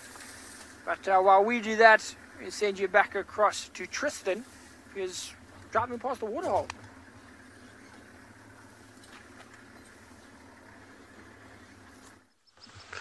Indeed we are, Sean. We've decided to come and just quickly have a look at the grebe chicks that James was so fond of. This is one of them that is, well, incessant in its calling for food. Zahir and Harold. Which one is which, though, Emma? That's the question. Can James identify who is Zahir and who is Harold? That is what I want to know. Well, I just want to know, Emma. I'm curious as to know how James knows which one is which. The names that James gives to animals sometimes just makes me laugh. He's another story with these kinds of things. My favorite ever is still not Barbara. That's got to be the best one. There's just the whole way that came about was hilariously funny. That, and then also Scott naming two cheetah in the Masai Mara, of all places, Johan and Jacobus, which, I mean, is really not any way what East Africans would normally call them. In fact, that was Naruto's sons. He used to call them Johan and Jacobus. But yeah, ridiculous, really. I think it's just playing around more than anything else. But you can see these poor adults, they must lose a huge amount of weight feeding their chicks. It is literally a non-stop job. As they come up, they're being moaned at, and the moaning continues until such time as the next morsel comes. What is interesting is that they don't call when the parent dives. So when the parent goes down, there's no noise. You might be hearing a call at the moment, but that's the other one that's calling. Like I say, there's two sets here. But when the parent dives, quietness. As soon as the parent comes back up, they start shouting again.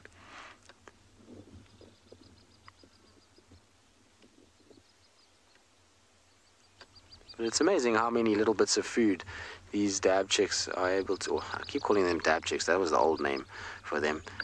Little grebe. Dab chick is much easier to say. But anyway, these little grebes, it's amazing how much food they find in such a quick space of time. You know, they don't dive for very long, and they generally come up with something every single time they go down. And I wonder if it gets to a point where the chicks just stop eating. You can see the chicks' back legs. Can you see them?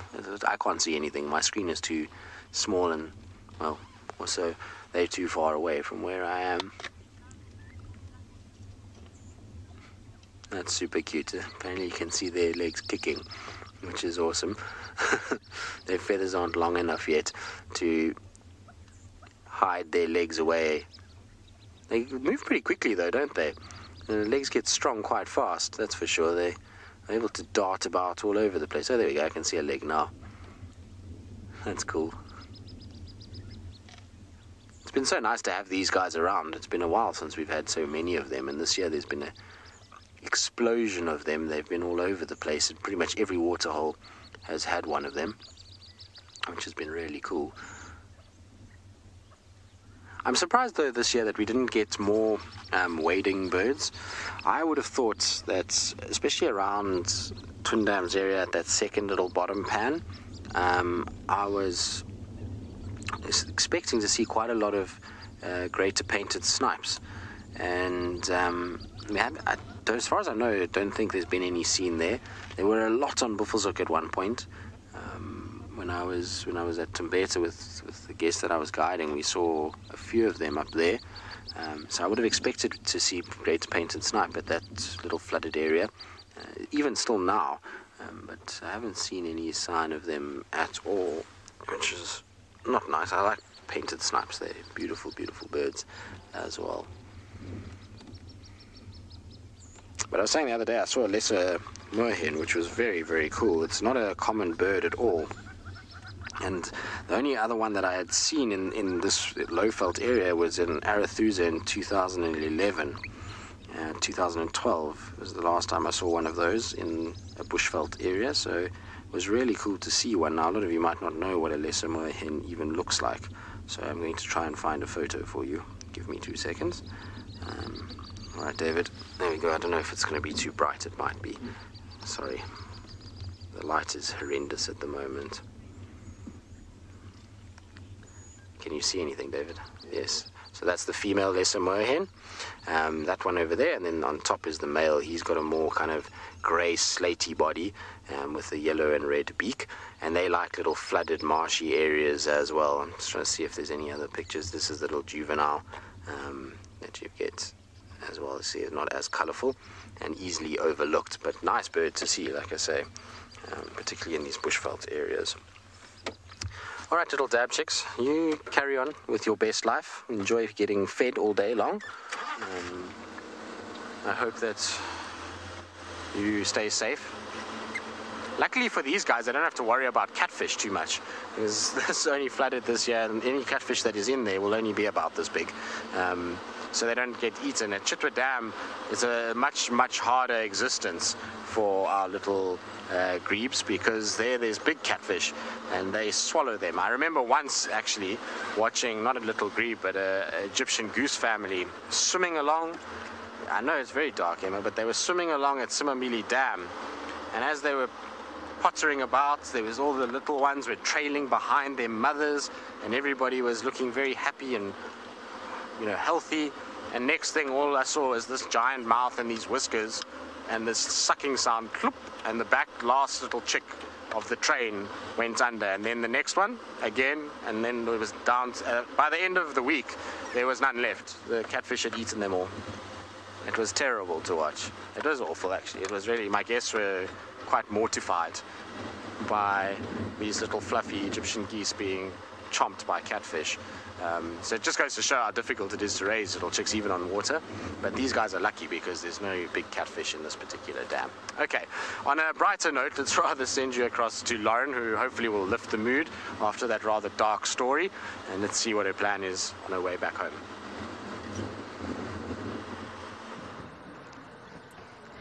Yes, I'm glad I didn't hear that story, Tristan. It sounds rather, well, bleak. But catfish are incredible fish. And of course, they're equipped with barbels. Let's just see where this bird lands. Sorry, Beaks, I know that was a bit of a last minute. I'm scaring all the animals today. And I'm not meaning to. Okay, it's landed there. Let me get closer. Hold on.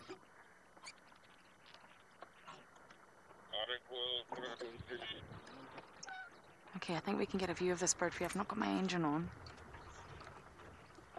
Ah, can you work with this, Beaks, or is that us awful?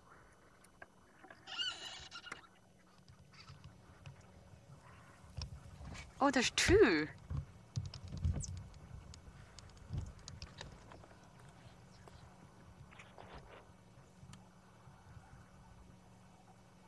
Are they marshals? No, hold on. Let me get my binos out before I start completely making a mess of this. My binos, let me find you.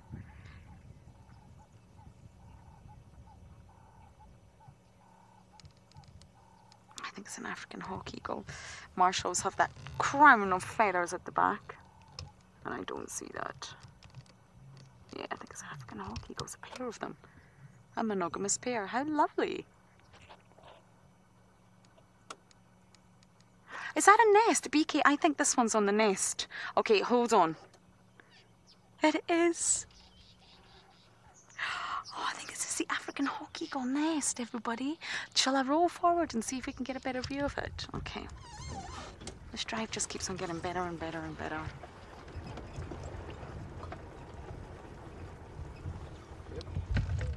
What about here? It is, everybody. It's a nest. Oh, how lovely.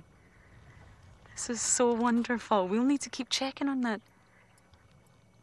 Yes, it's definitely the African hawk eagles. Just look closely, everyone. See if you can see any movement from inside of that nest.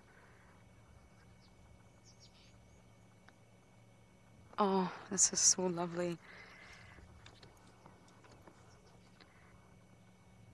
Flat cat, you're saying, cool, we have another nest to watch. How cool. You can see those yellow eyes now that we're closer, but from a distance, as soon as you don't see that crest of that crown of feathers, they're actually called the nuchial crest on a martial eagle, and then you know straight away. It was just a coloration from a distance there. I saw a few martial eagles up in Buffelshoek the other day when I went to have lunch with yours, but I haven't seen a martial on Djuma in a while. And they are monogamous, so this will be the male and female, I would imagine. How exciting! Well, everyone, what a drive. I don't even have words for my second last drive for a while. It's been really spectacular and I'm very glad you were all on board with me. So from the team at andBeyond in Ngala, and of course everybody here on the Djuma side, we want to say thank you for all your comments and questions. We really couldn't do it without you, but please do join us this afternoon, and until then, have a great day.